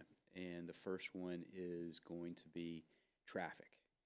So, and the way the process is working is, so our peer reviewers, the ZBA, when they had their hearing the other night, approved the peer reviewers for the project. And so they're reviewing the applicant's materials, and they will provide their own reports to that. So the peer reviewer will provide a report to the ZBA and other interested parties prior to the next ZBA meeting. And at that ZBA meeting, the discussion will be based on or focused on traffic and what the peer reviewer found, and basically if there's any adjustments that need to be made, if there's any more information that needs to be collected, et cetera. That'll be discussed. Yes. Believe so. Yeah, they did the other night. John, anything you'd like to add or comment or to that? No, I think Michael summarized it very, very well. In the past, the one rather large 40B project that I was involved in on the board was the Valentine Estate project, and that went on for, I think, the better part of 2 years. Many of the continuances were at the request of the developer because they didn't have certain plans ready, et cetera. I think that if we do need to have extensions of time, I would anticipate that the developer would agree to that. They were kind enough to agree to extend the time in which we had to open the hearing, because if they had not, we would have had to have opened it a few days before Christmas, and they agreed to extend it. There was a written agreement to extend it signed by both the town and the developer and filed with the town clerk. So unless things get quite contentious, I would anticipate their cooperation if extensions of time are needed. And at this point, it's, I think, too early in the game to know whether we would have to extend time or not. But we've got a process sort of set up. We're doing one area of sort of expertise at a time. Traffic will be at our next meeting in second week in February. And going after that, we have water and sewer at some point. We have our civil engineer peer review coming up. There may be an issue with the conservation issues and what the developer is requesting waivers of. So, we're at the beginning of what will be a multi-month process at the least. So I just have a couple of questions. So, for one thing, I had some questions and comments after the meeting the other evening that I had forwarded to a few people. And so, some of them were around traffic. Will those questions be responded to at this traffic-focused meeting? Say that again, Claude. I certainly think I would expect that they would be addressed at some point. I would anticipate the developer's traffic engineer, who made a presentation at the meeting last week, will address some of those issues. I'm sure those issues have been brought to the attention of our peer reviewer to address, and we will get answers, or we will go back and ask for more information and more answers. And what kinds of things drive extensions in this process? Well, I mean, again, just based on my past experience, it could be that new plans have to be drawn up, and for whatever reason, they weren't able to be obtained. There may need to be a new study or something done that couldn't be done within the month gap between hearing dates. Basically that it could be the unavailability of somebody if they were scheduled to be the prime witness, as it were, at the hearing, but for some reason suddenly became unavailable. It may need to continue the hearing. It could be any number of things. And in terms of the intersection and the impact, the current plan, the way it, it really is very similar to the way traffic enters and now. exits the current site, except now we're talking about many more vehicles. So what sort of position are we in terms of trying to force some changes to be made with that intersection? Do we have any legal standing in terms of that, or? I'm uncomfortable in going into specifics because the Okay. ZBA sort of acts as a quasi-judicial body in this, and Yeah, I any that we can't. comments I make should really be within the understand. confines of a meeting. But, ultimately, the ZBA can make a decision. We can we can deny the project outright legally. Whether that would be upheld or not is a totally different issue on appeal. We can allow the project but place conditions on the project.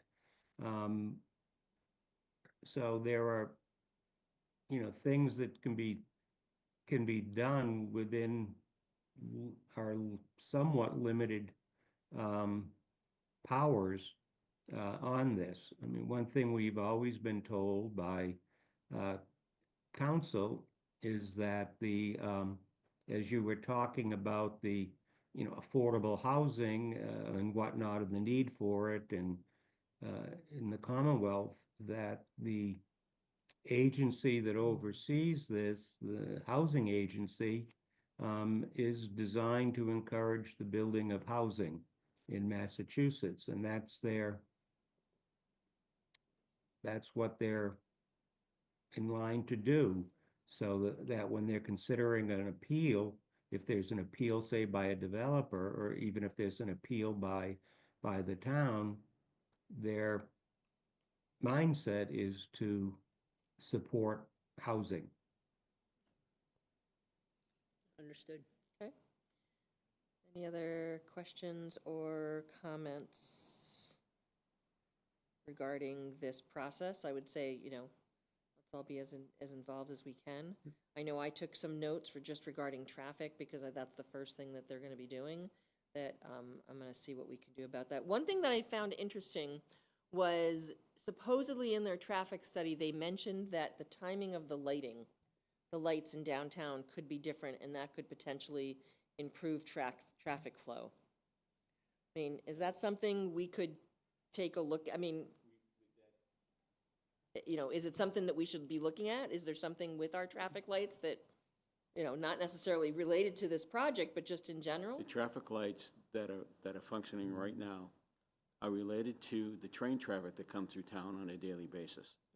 So we are receiving more train traffic, which causes those delays. There's nothing wrong with the cycling of the lights right now. Okay. Actually, it works better. Yeah. Thank you. it does. Yeah. Thank you. And that's some of the matters that we are going to bring up at Right, so I'm next wondering, Tuesday's meeting. the other question I had was, when did they do their traffic study? Because I think that is so Yeah, critical. I had the same questions. It needs that- to be done during right, schools so- in session. It needs Yeah. to be done Tuesday, Yeah. Wednesday, Thursday, which Yeah. are higher Yeah. Right. traffic days. And the So- other thing that I thought was kind of a glaring thing was that there was not much conversation regarding Pleasant Street, which, I mean, the focus was how many vehicles are going out of town via Myrtle Street, and that's a lower impact area than going through town towards Holliston. So, but what about all the traffic that's on Pleasant Street? Yeah. And I did ask that question, and there was a very minimal response. And I also, actually, there was no response. I just made comments, and they didn't respond. Yeah, to it. I don't think they were answering stuff Okay. because the next meeting is traffic, so. Yeah. Okay, Well, any other, again, I think, we're all very in tune to this. I say we continue that. If you have questions or concerns, let's, move, work to support our ZBA. Okay. Thank you, John. John, thank you for being here. Any other thoughts you want to share with us or tell us to keep our noses out of it? No, or- I'm just, I think all of us on the ZBA appreciate the attention that the select board is given to this matter and your encouragement. It was encouraging to have 3 people in person and 1 person on Zoom on a time when, scheduling is not always easy for people. And, I would encourage each of you as citizens, send in written comments. Certainly you can speak at the meetings, but written comments submitted to Peter Matchik, they go into the record and are considered by the board. As far as dates, traffic studies that were done, one of the items online is the rather lengthy traffic study done by the applicant's traffic engineer. And they have page after page after page of traffic study documentation, and they're dated. So that would be the date go of take a the, look. I'm gonna yeah, I mean, years ago, need that. when I was not on the board, but there was a neighborhood project that I was opposing. The developer presented a traffic study, and the engineer conducted the study it was a traffic study on Pond Street.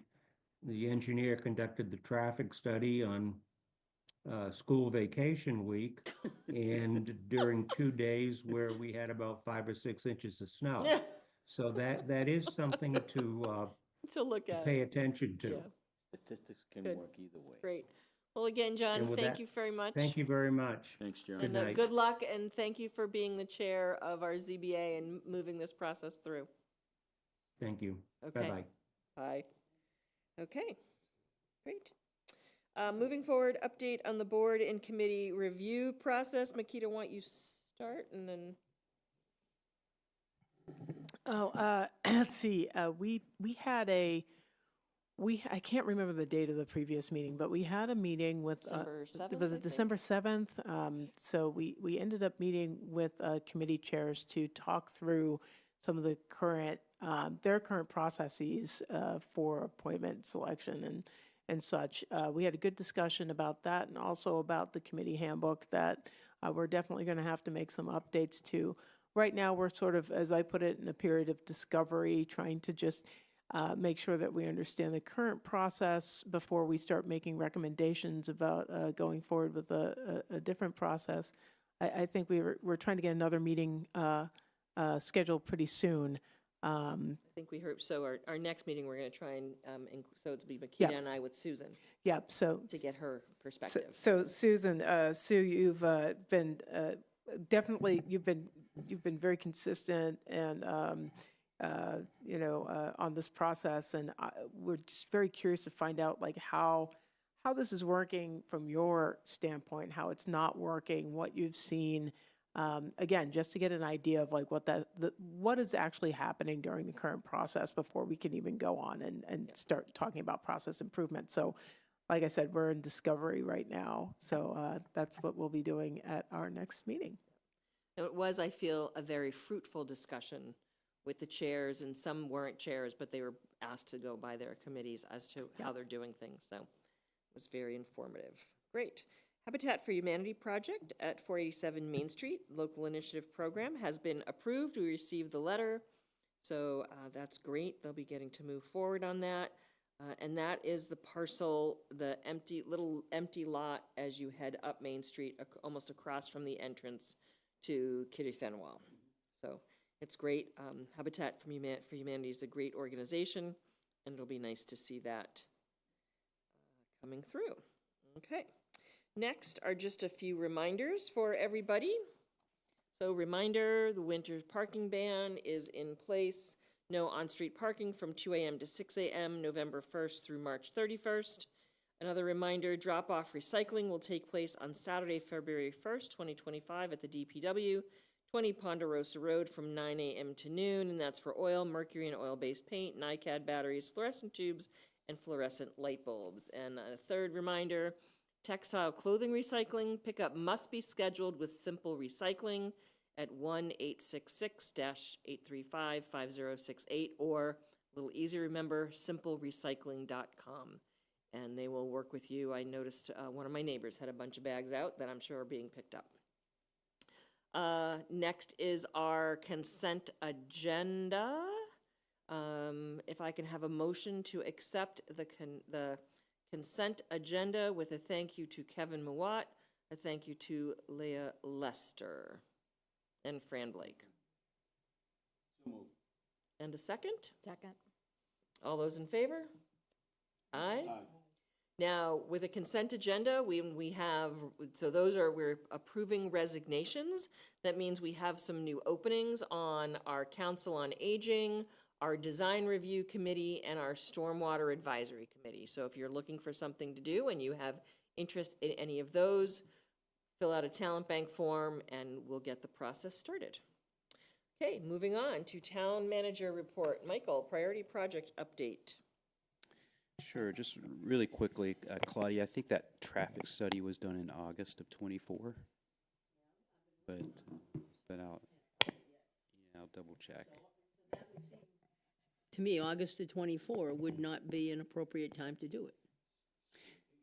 Yeah, I don't know, when does school start? I thought school started in August, so it would depends. depend, right? It starts the very latest, very late in September, August, Yeah, I don't. No, I they think we started the started week before before. Labor Day. For 3 days. It might 3 be days like before. August 28th or something like that. Yep. I could. Yes, that's correct. Because of Mendez, yeah. Yeah, so just on the priority project update, so I'll start off with 126. I don't know if you've been by there, but I don't know if there have been too many changes since the last time I updated everybody, but they did get the lights working over at Algonquin and everything, and I've already received quite a lot of positive feedback about it. It certainly has made a difference. And they work. Yeah, I've been stuck work. there, yeah. It does work, and it allows everybody to move forward, so that's great. Downtown, so 102 Property Maintenance, which is the contractor that's doing the digging for the conduit and everything. They've actually haven't worked on site the last couple of weeks because of the temperatures, but they've got to get moving. We did get the bids in for the electrical connections, which actually came in a little bit less than what we'd anticipated. Doesn't mean the project's going to end up, that aspect's going to end up costing less than what we'd anticipated, but at least we're starting in the right direction. So that's good. My main goal is to just make sure that there's really no lag time between when 102 Property Maintenance gets their stuff done and when the new contractor, which is Daigle Electric, they start. So that's the key. So that, the Warren Barn, Jen's... Actually, hold on, in regards to downtown, so we know that once all the connections are down, then the poles can come down. How do we work with the utilities to say, okay, everything's connected, take the poles down? What's the process there, and what would the timing be?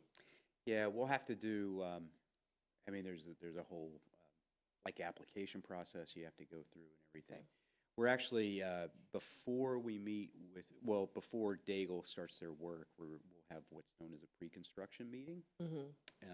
And we actually are going to have the utilities have representatives from the utilities. Okay, because as we know, for Verizon anyway, there's only certain crews that can move poles or change poles or things like that. And as we saw with 126, it sort of delayed the project because we were waiting for the crew that did certain things to come and be able to do our poles.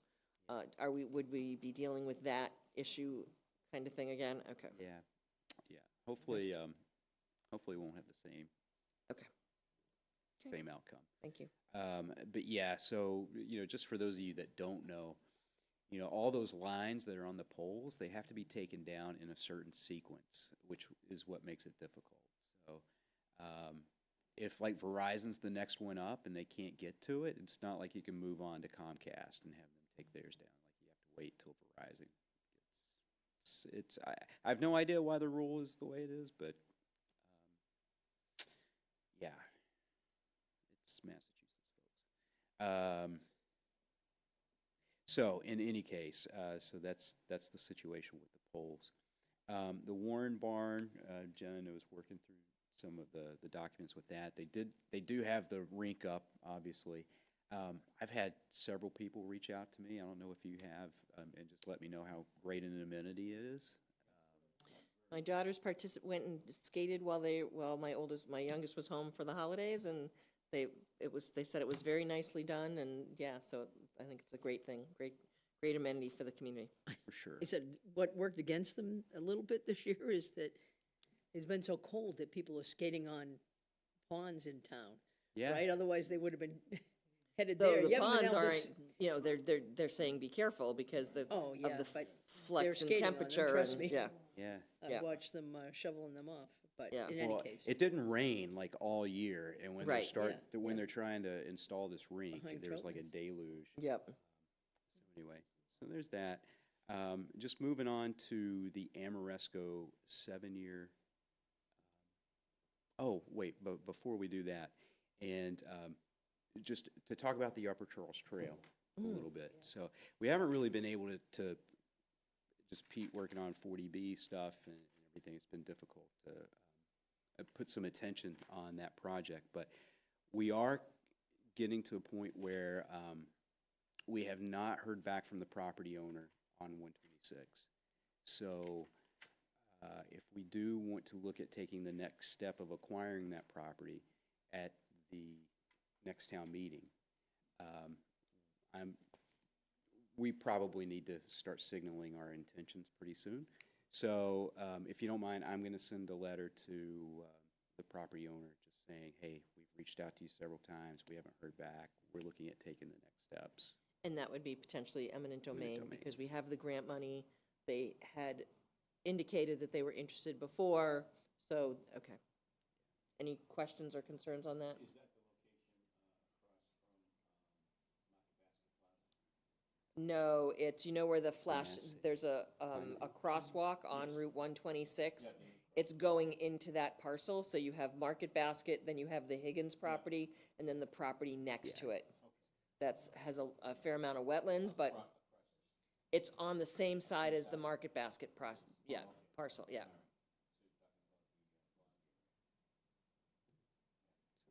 Yeah, because that's where the trail is intended to go up into and then connect through. Yes, yeah. So I'll do that. So the other thing I have on the agenda, I do have a couple of things that I don't have on the agenda here, but I did provide a rather substantive report that we get every year from Amoresco detailing our solar projects and just some of what we have realized there versus what they promised, and then as well as the performance contract. So if you recall, we did the performance contract, we did that town meeting almost 10 years ago, and a lot of times, when we're presenting things at town meeting and trying to get approvals and stuff, we'll talk about like the benefits, right? Especially the financial benefits. And sometimes we talk about them in the fact that they're going to accrue over a couple of decades. So I think it's important that we follow up over the next couple of decades just to let you know how we're doing. And so just to remind everybody of what a performance contract is, performance contract is when you work with a company, in our case, Amoresco. They come in, they identify energy efficiency improvements that they can make within your town and school buildings.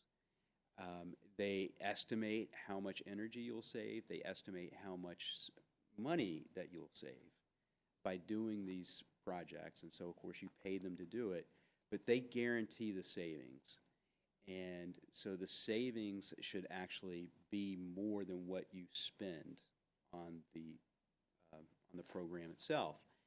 And basically, a performance contract is set up to where if you don't realize the savings that the company promises you, they in turn write you a check for the difference. So if Amoresco said that we were going to save $100,000 one year and we only save $80,000, they write us a check for 20. So, but fortunately, we have not had that experience. In fact, it's been just the opposite. And so, I'm sorry? No, we have actually realized more savings than what they had guaranteed. So this past year, they had guaranteed a little over $300,000 in savings for the year, and so what we measured was almost $332,000. So it was a surplus savings of $28,000, almost 10% of the whole amount. So in total, over the 7-year management or measurement period that we've incurred so far, we've saved $2,130,430. So that's over 7 years, and that's $180,000, almost $181,000 more than what they had promised us. So, yeah, it's turned out to be a really good program for us. I mean, I always go to the street lights. I mean, when I came here, the street light budget was $85,000. We did the performance contract. Actually, we did that piece through a grant, so we didn't pay for anything. And our budget's still like $35,000 now, 10 years later. So it's been a good program for us. But anyway, so we'll again, some of you don't even remember this when we did this, and I remember it. yeah, that was That's great. that was like a big that was a big deal for the town. It was, but it's shown that it has been worth it. Yes, for sure. And the solar projects. So, Yes. so those have been good. Any questions related to that? Oh, come on, Joe. It's only like 100 pages.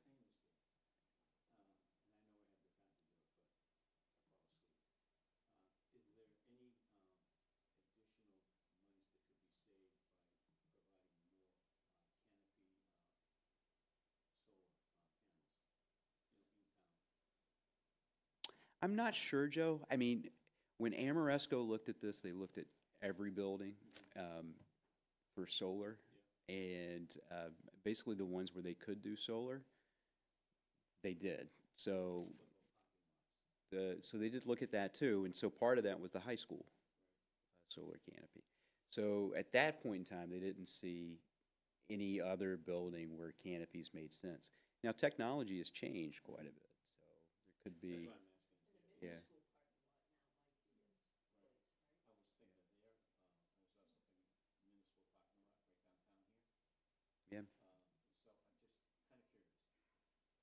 Yeah, it could be. I mean, maybe one day when we, have wrapped up some of these other projects, that's something that we can engage. The other thing I forgot to mention is that we actually finance these through those competitive qualified energy conservation bonds, which saved us $1 million in interest. So, total non sequitur. Anyway, any other questions besides? Okay. Okay. And so the other things I did not have, so this past Friday, we did have our unconscious bias training. We had about, say 40 employees participate, so it was good. The consultant that we worked with, the DEI task force worked with, T. Renee, she was on Zoom and provided it, and she was on, as we can always expect T. Renee to be. But she provided a good training, and actually we got really good feedback. People found it very, very enlightening. We looked at you know, like I said, it was unconscious bias or implicit bias, you know, and just some of the examples that she utilized to help demonstrate that is just, you know, she did a good job. She did a little bit, she gave us one test case, I think I remember, during one of our DEI task force meetings, where they showed the young, you know, the young guy and then the older experience. And it's like, so what do you, you know, if you're like hiring a CEO or something, you know, what would you think? So, you know, you're looking at like the guy with the white hair and everything, like, oh, much more experienced and all that stuff. But, you know, just things that you don't know these people, but you're taking away these thoughts. So yeah, that was good. So one thing, we always talk about projects, and then Jen and I always talk about the fact that we do have daily tasks that we have to do. And sometimes those become a little bit more complicated than usual. And we had a really important case of that happen just with this last round of tax bills. And so tax bills for the third quarter, they have to be out on December 31st. Otherwise, if you don't get them out, you can't send that tax bill out, and you have to double up for the fourth quarter. And so you can imagine how wonderful it is for a taxpayer, because I guarantee you they don't notice it when they don't get the bill, right? When they do get the bill and it's twice as much as what they're expecting, needless to say, it can lead to a few phone calls. But in any case, we had a really, really hard time with Munis this year, just getting the right file, having it converted correctly. But I really want to give a shout out to Cindy Sincata and her office, and Don and Brittany helped. You know, quite a few people helped. They worked like all through Christmas week, missed like our employee get together and everything, just so they could kind of make this work, and so they did. So just want to give them a shout out for that. That was really, really good. It is kind of funny thinking that the townspeople should thank them for getting their bills out, right? But you're so right. Yeah, it is. It would be really hardship to have to double up on you. Yeah. So last week, we also had our first Citizens Academy of the second session, and so we have 18 people. Really interesting crew, very different than last year, much more interactive, I guess you could say. So this should be fun. Oh gosh, we didn't ask their ages, but it runs. It's pretty wide. It's pretty wide. Yeah. And same with like How long they've lived here? Yeah, it's So we had very somebody as evenly. early, like, a month ago. So they were living here part-time for 4 years, but has moved here full-time. Right. Just over a month ago. And then people have lived here for generations, but their whole lives. And but hadn't been aware of what town government really does. And Yeah, we did, you know, I had a couple people apply several, you know, for both years that had been on boards and committees, so we give priority to people who have not. And then we had 3 people who had served on one or more boards that we sort of put in the hat. I would just ask, and I mentioned this, I remember at the last one, is that having them come to a select board meeting, for us to June, meet right? them. I think either we had talked about maybe the last one or whatever. I actually so put it that- on their schedule, so we'll be on Perfect. their calendar Great. from the beginning, and that way we're not adding. Which meeting in June, do you know? Is it June? It's our, I believe it's our first meeting. So the I'll make sure 4th, I have okay. it, yeah. I have a couple of questions about Citizens Academy and maybe a suggestion. I think a couple meetings back, we were talking about how we could possibly evaluate, like or define the effectiveness and evaluate Citizens Academy. So I guess I'm just curious to find out, like, what kind of demographic information are you collecting from applicants, and what can you get? And second, I'm just wondering, for the first cohort, are there any plans to maybe follow up with them, maybe like a year out or whatever, to find out like what their level of activity in the town has been, just so we could get like get an idea of how the program may have impacted their, not just their awareness and knowledge, but their activity and their activism in town. I hope I didn't dream about that. It's like, I think we did just talk no, about we that. did talk about that. That's okay, good. We did talk about that, and so your first question, I think, was sort of the effectiveness of the program and what we're collecting as we move forward. Yeah. We have revised the feedback, so our feedback was really open-ended, you know, 3 very high-level questions last year. So I did a little bit more, you know, 1 through 5, how effective were the materials, you know, and then still had the open-ended questions, what'd you learn? That's great. In the application process, we really only collect sort of, you know, your name, where you live, how long you've lived here, and whether, you know, what you hope to get out of it, of the program, and then if you've ever been on a board of committee. We're not really getting any other demographics. Certainly when people sort of describe their, you know, when they're doing our icebreaker, we're getting some information they're sharing, but we're not necessarily formally collecting it. I certainly could add it to the sheet. Yeah, maybe not as part of the application, but like as they progress in the program, like to collect that data as part of their participation in the program, that might be helpful so that we can, you know, be interesting to see like who's actually availing themselves of the Citizens Academy and, you know, et cetera, because we want to make sure that what we're doing right, we want to keep doing, and what's not working, we Yeah, don't and want sort of informally, perpetuate. the Can you second talk a little more into your mic? Thank you. Sure. So, your second question, sort of informally, we have seen already I have for sure, members that have come through the academy at events, participating like the holiday drive. Yeah, I've seen So I that think too. that we Yeah. certainly could reach out to them. I still have all their emails. I think we've had a couple look into volunteering at the food pantry and participating a lot more in the library programs. And so we certainly can, you know, ask questions about, you know, what have they done post-academy in terms Yeah. of getting involved. And you may want to give it a certain interval of time before you issue, Yep. you know, that to find out maybe even like 6 months from end date or a year from end date to find out what they've been up to, just so you can get a more complete picture. But yeah, that's really good to hear. And you know, I think there's one other suggestion maybe that the board may want to consider as well. Like, I think Citizens Academy is awesome, but I'm wondering if there are any opportunities to maybe do like a 1-day kind of crash course situation that, you know, the board could actually help put on, you know, and it's like, how does the town work? How does your town government work? It'd be kind of like the Cliff Notes. I am really dating myself tonight. The Cliff Notes version of Citizens Academy, just so, you know, folks might get an idea of like basic information. If they want to deepen their knowledge, they can go through Citizens Academy when applications open. But, you know, something that we may want to take a look at doing at some point this year. You know, maybe even in the summertime on the corner spot. I don't know. I'm just thinking, make it fun. You know, I don't know. Just a thought. One other thing, just, it just kind of triggered it for me with what Makita just said. So I know we're going to have some vacancies on some boards and committees.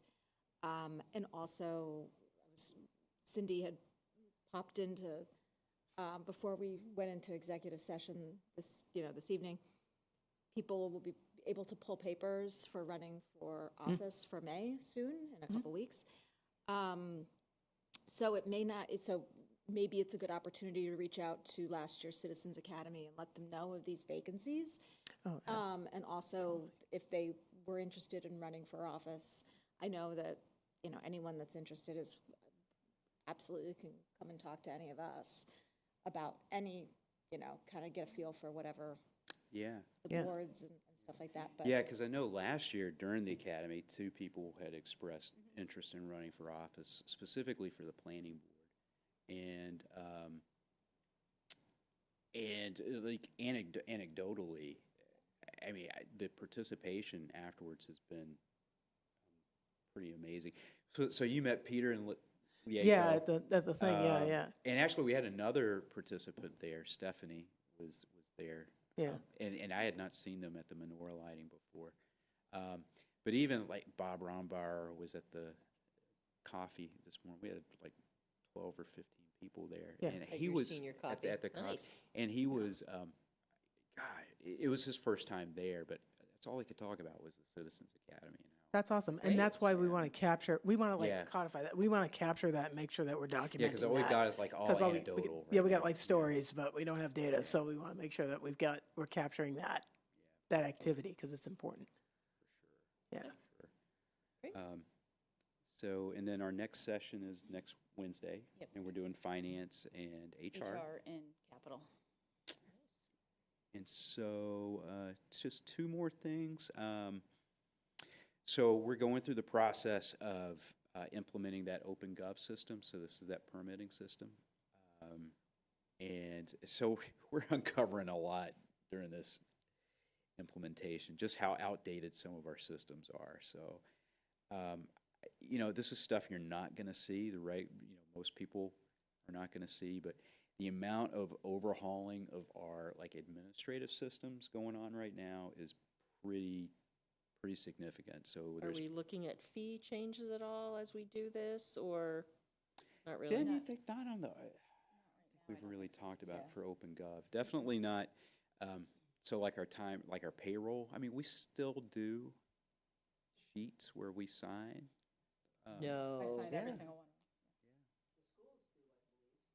Oh, they do. Oh, yeah. Yeah, so we're actually moving all of that online. Catherine's been spearheading that. Good. So that's happening. And most of the school, or I don't know if most, but a good chunk of the school is moving towards that too. But OpenGov, we're working on something with the assessor's office. It's a lot. So just wanted to give you just heads up on that. And then Oh, Michael, Yeah. I'm sorry. No, it's okay.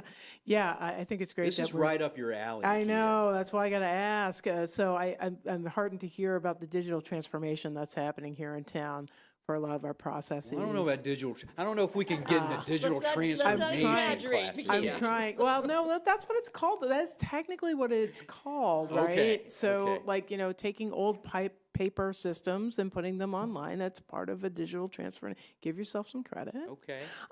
So, We call it getting to the 20th century. the 20th century. Exactly. So, 21st, The 20, key. yeah, we're getting there.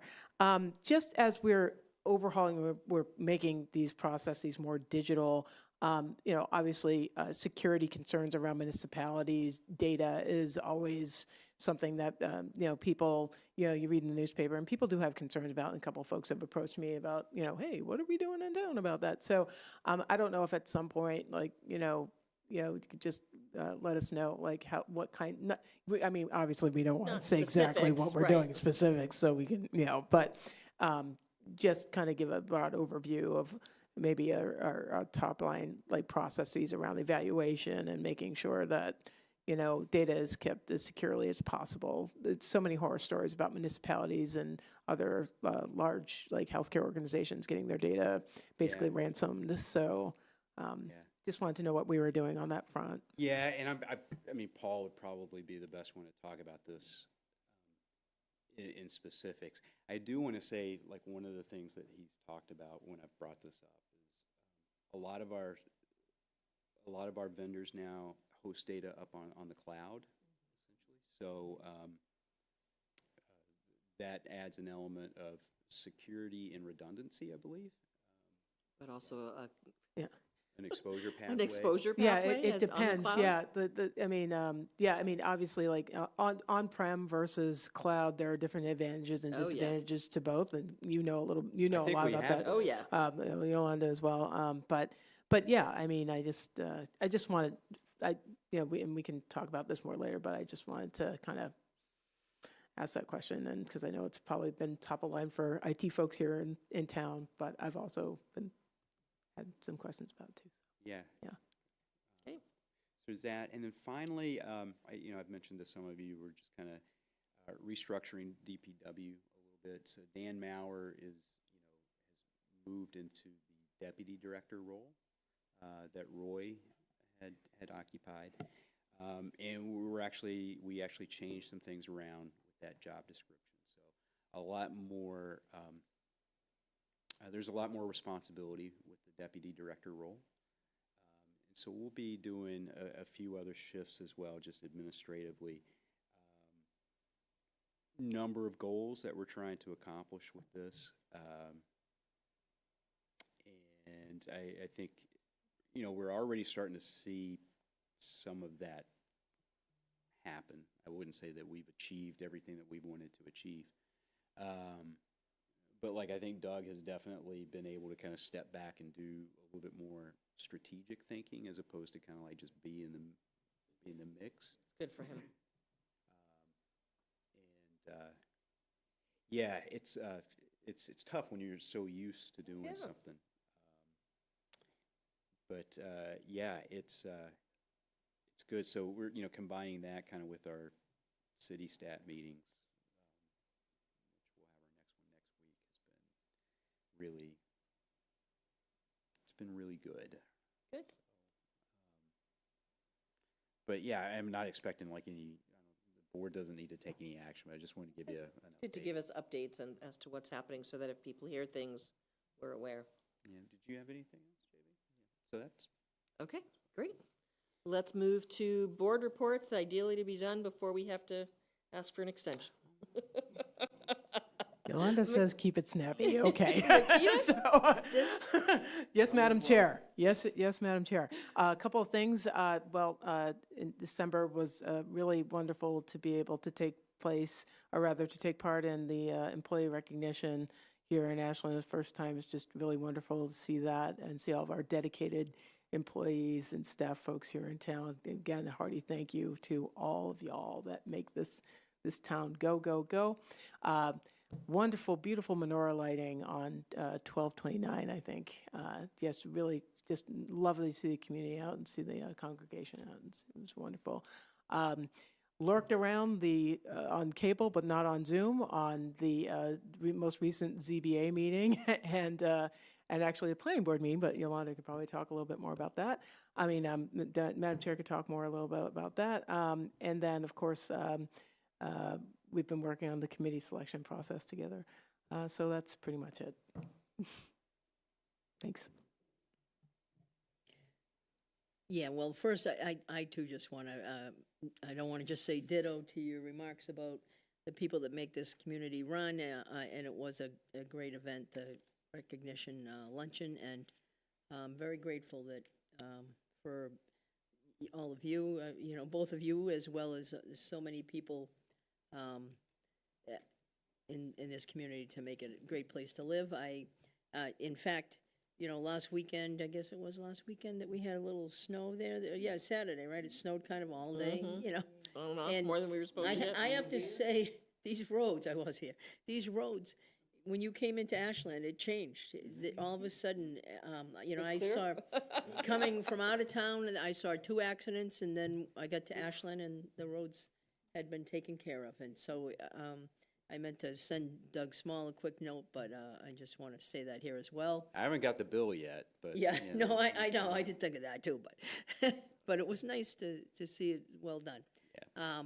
And then, I did attend the zoning meeting last week, and it was very informative and, helpful to be there. And I think it's important that people participate as much as possible. And last night, the Historic Commission, and, I had actually a question about, that kind of brings the two together. If we had a historic district in place, would that have impacted 40B? I didn't think so, but I just wanted to be clear on that.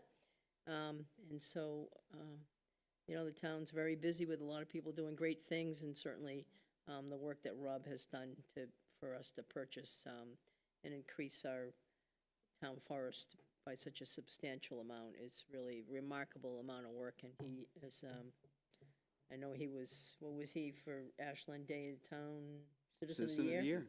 I mean, he should be Citizen of the Year for at least 5 years. Once we have Ashland. Yeah, well, that's all right. We needed the rain.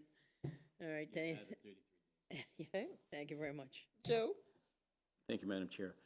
Yes, kudos to all the employees at our luncheon. And you're doing something right when you hire people who are being acknowledged for 30-plus years, 40 years, 25 plus 30. It's incredible. So kudos to all of those who have worked here all those years. It's been greatly appreciated, and I enjoy being part of that celebration as well. And I will be attending a ribbon cutting ceremony, 25 West Union Street tomorrow, the Bennett Assessment and Behavioral Center at 8:30 to 9:30 tomorrow. Kudos to them, and we look forward to their new ventures in town. And just to provide informational background, on the 21st of January, next Tuesday at 10 a.m., the Road Traffic Safety Committee will be holding their monthly meeting. What we will be discussing projects such as the 40B 1060 Main Street project and the traffic impact and the potential detours concerning new road projects that will be starting in the spring. And from what I understand, there will be some major changes with the Cordova Road Bridge, possibility working on that project with detouring traffic in that area. I got that information from Dougie Small this afternoon, so that's going to be very interesting. Yeah. Yeah. High Street? Yeah, High Street, Yeah. yeah. So, We'll see. and the potential detours there. And with that, if you can make that meeting, that'd be great. If not, provide emails, and we'd be happy to provide all that information to you all. And I would like to wish everybody a happy and healthy New Year. And next Monday, we celebrate Martin Luther King Day. And I would like to quote the good doctor, relating to equality, because that's what Ashland is all about, being equal, being fair. And I quote Dr. King by saying, "We must learn to live together as brothers or perish together as fools." So, Said, Joe. having that said, I wish everybody. Yeah, It's been a while. It's been a while. yeah. So, yeah, thank you. Okay.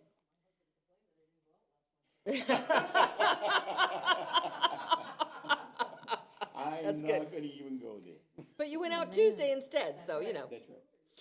Brandy? Oh, man. I gotta follow that, huh? Okay. It has been a while since we met, so you know, we all did quite a bit around the holidays, and we've been going to a few meetings related to, you know, the 40B and everything else too. I was kind of talking about it a little bit before. I went to the 495 partnership meeting. When was that? Like, That's okay. December. it's December. It was It was like December. mid-December. Okay, It was mid-December. right, It was right. following our last meeting, but Yes, before yeah, I the remember looking holidays. at that, and I just, Yeah, couldn't fit it in my so calendar. the thing of it is, like, they didn't take any questions from the audience, Oh, interesting. which was really disappointing. Is that the one that was at Gillette? Yeah, it was at Gillette. Okay. Yeah. So it could have, I think if, you know, I was giving some feedback to Beth a little bit because she's She's on on the their board, yep. Because I think that could have been a lot more robust, but they were fitting it all into like basically an hour. Yeah, And I it looked at the was- calendar, and I yeah. looked at that schedule, and I'm like, there's no, Yeah. where's the meat? It was Yeah. brief. It was Yeah. a brief conference. Yeah. Yeah, so, but I did, you know, like I haven't, like I said, I haven't had a chance to go into to the housing bond bill, but I think that was my biggest takeaway is maybe there's something that we can do with affordable housing, but, so to be determined. I'm gonna see if I can get into that and look at that before we meet. Sure, with on our Friday, legislators that'd be great. Friday. The comprehensive plan group is back in action next week. Just wanted to say thank you to everyone who completed our surveys. We had quite a bit of participation, which was good. Yeah, it was nice to see. And so we'll see what the results are and the next steps, but I think at this point, That's we're gonna be. next Wednesday, the 22nd, at the library at Yes, 7. 7 PM, yep. And so, you know, we're gonna start drafting this thing, so, like, you know, the whole plan is to get it to a point where we can take it to fall town meeting, so, like, keep moving, so. I just want to follow up on that, because there were some comments that they felt like the survey didn't have, like, the information in the survey they felt wasn't well thought out and didn't have input from the community. Yeah. But the survey was based on all the feedback that was received through the different events, the meetings in a box, and And then we worked with the consultants to come up with those goals and strategies. So there's been a lot of input from the community on that survey, and that will now help us draft the language to set our goals and the action items related to them. And if you are interested, if you felt that the survey wasn't full or didn't reflect the community, come to a comprehensive plan meeting. Look at the information and help us draft that, because this is for the community. So next meeting is Wednesday, January 22nd at 7 p.m. And come and listen and give us your feedback. The committee hosted these technical working groups right before the holidays. Right? So we had these groups of 15 people, 10 to give or 15, take, depending on the session. where it was more like focus groups, and we were going through some of these strategies and talking about them. And then the survey kind of flushed it out a Right. little bit more. And then the group, my understanding is that the Comprehensive Plan Committee will now kind of sift through all of those and kind of come up with an actual working list that's doable. So more to come. Yep. So, and then we were talking about the budget before. I had attended the school committee's first budget workshop right before the holidays. 14th, or the 15th, whatever that Friday, whatever that Saturday was. Yeah. And it was good. So, the thing that stood out for me, so Superintendent Jim Adams had said this is his most challenging budget he's had to deal with in, I think, 11 years in the district. So there's certain things that are driving those high costs, but they basically have, one of the things that I found really interesting, so they have revolving accounts as well, and their revolving accounts are pretty much depleted. So one of their big challenges is going to be, how do they fund the things that they need to fund outside of, like, putting it into their general budget. So transportation costs have gone way up, their out-of-district costs have gone way up, sports have become very expensive, like the user fees that like it's hard, it's really hard. So Well, and some of that we know that the bus fee that they collect does not cover the transportation costs of our community, right? The user fees that they for athletics do not cover all the expenses for athletic. I mean, it's, they're getting money in, but it's not covering their costs, and that's the issue. So Or one of them, yep. And those are things, that those fees didn't even exist when we went to school. right, yeah.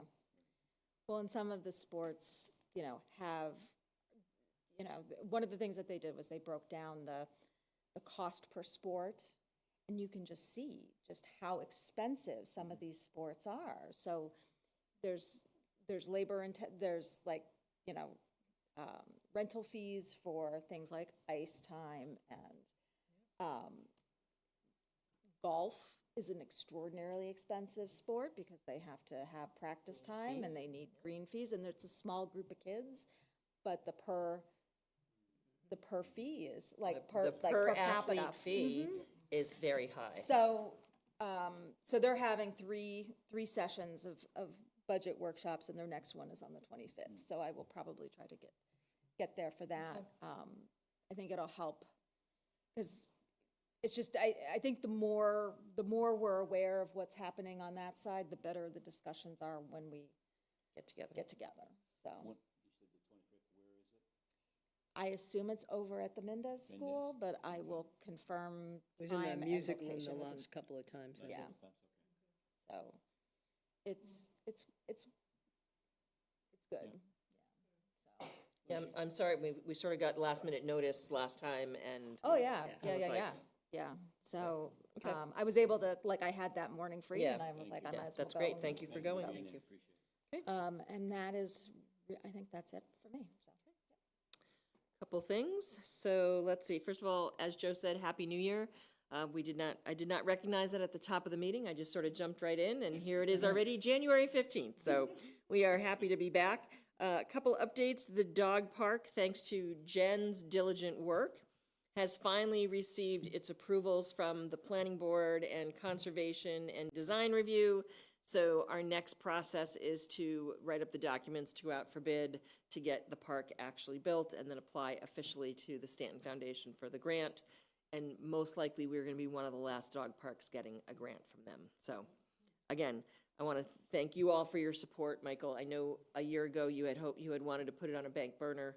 I'm glad we were able to keep pushing it forward so that we can get this built with the Stanton Foundation's help. So more on that.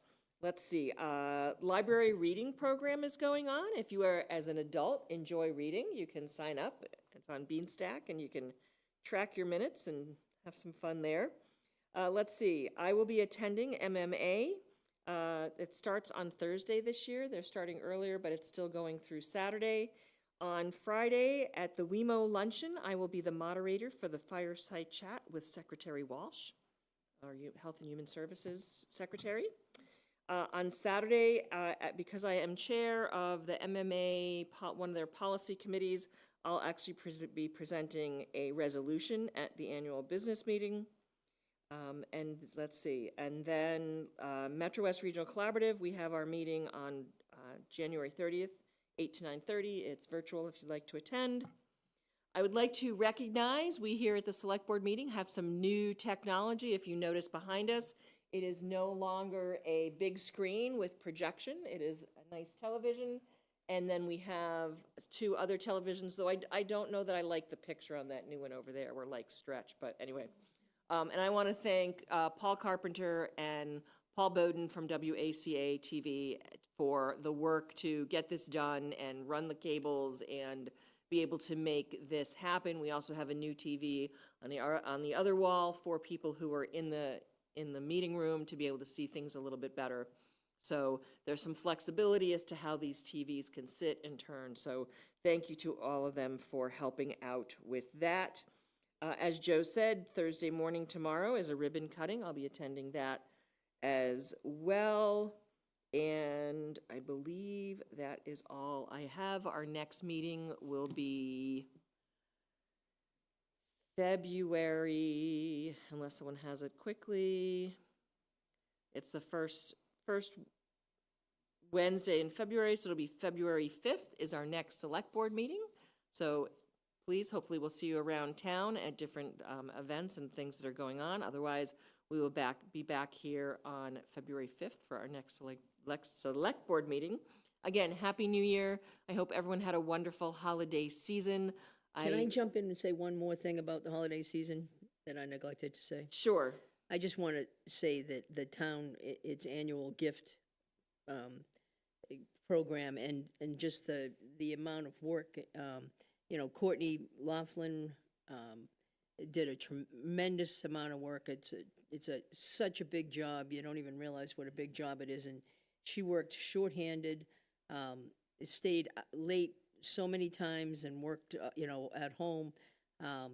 And it's just such a significant program in terms of helping families and families with children who might otherwise not experience, you know, the joy of receiving gifts in the holiday season.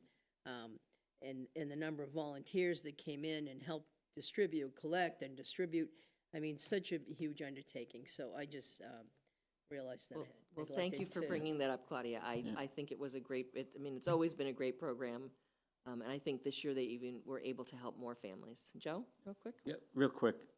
With this cold snap, being neighborly, it would be nice to check on your seniors if you have seniors living in your neighborhood. Okay? I'm fine, thank you. I was going to ask you the same. I know. So, but no, just check on them, make sure they're okay, and make sure they have their heat and everything is working well for them. And if not, help them get the needed services that are desired and required. And the Open Space Committee survey. Yes, needs that's to be, out there. It needs to be it's up there, completed, so Open it Space needs and Rec. completed. So if you haven't done that, you need to do that to help support their need for grants and other matters as well. Well, and to complete our open space and rec plan. Right. Yeah. Before I ask for a motion, I also just want to do one other thank you.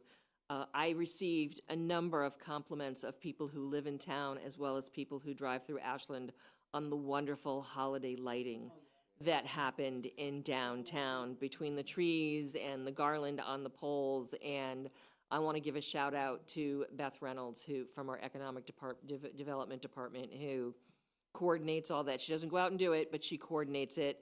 And did you see her on a pole, you know, knowing her? What's nice is she keeps talking about how we keep adding and we keep expanding year over year, and it has just been such a nice thing. And again, like I said, we received a lot of kudos on that. So thank you, Beth. I hope you all enjoyed the holiday lighting as well. I was sorry to have missed the menorah lighting. Family sometimes has to come first. Yeah, it was, yeah. Christmas was the first night, and anyway. Okay, on that note, again, we will see you back here on February 5th. Stay safe, stay warm. We are potentially expecting more snow, so drive safe, and we will see you soon. If I can have a motion to adjourn. Second. Second. All those in favor? Aye. Thank you.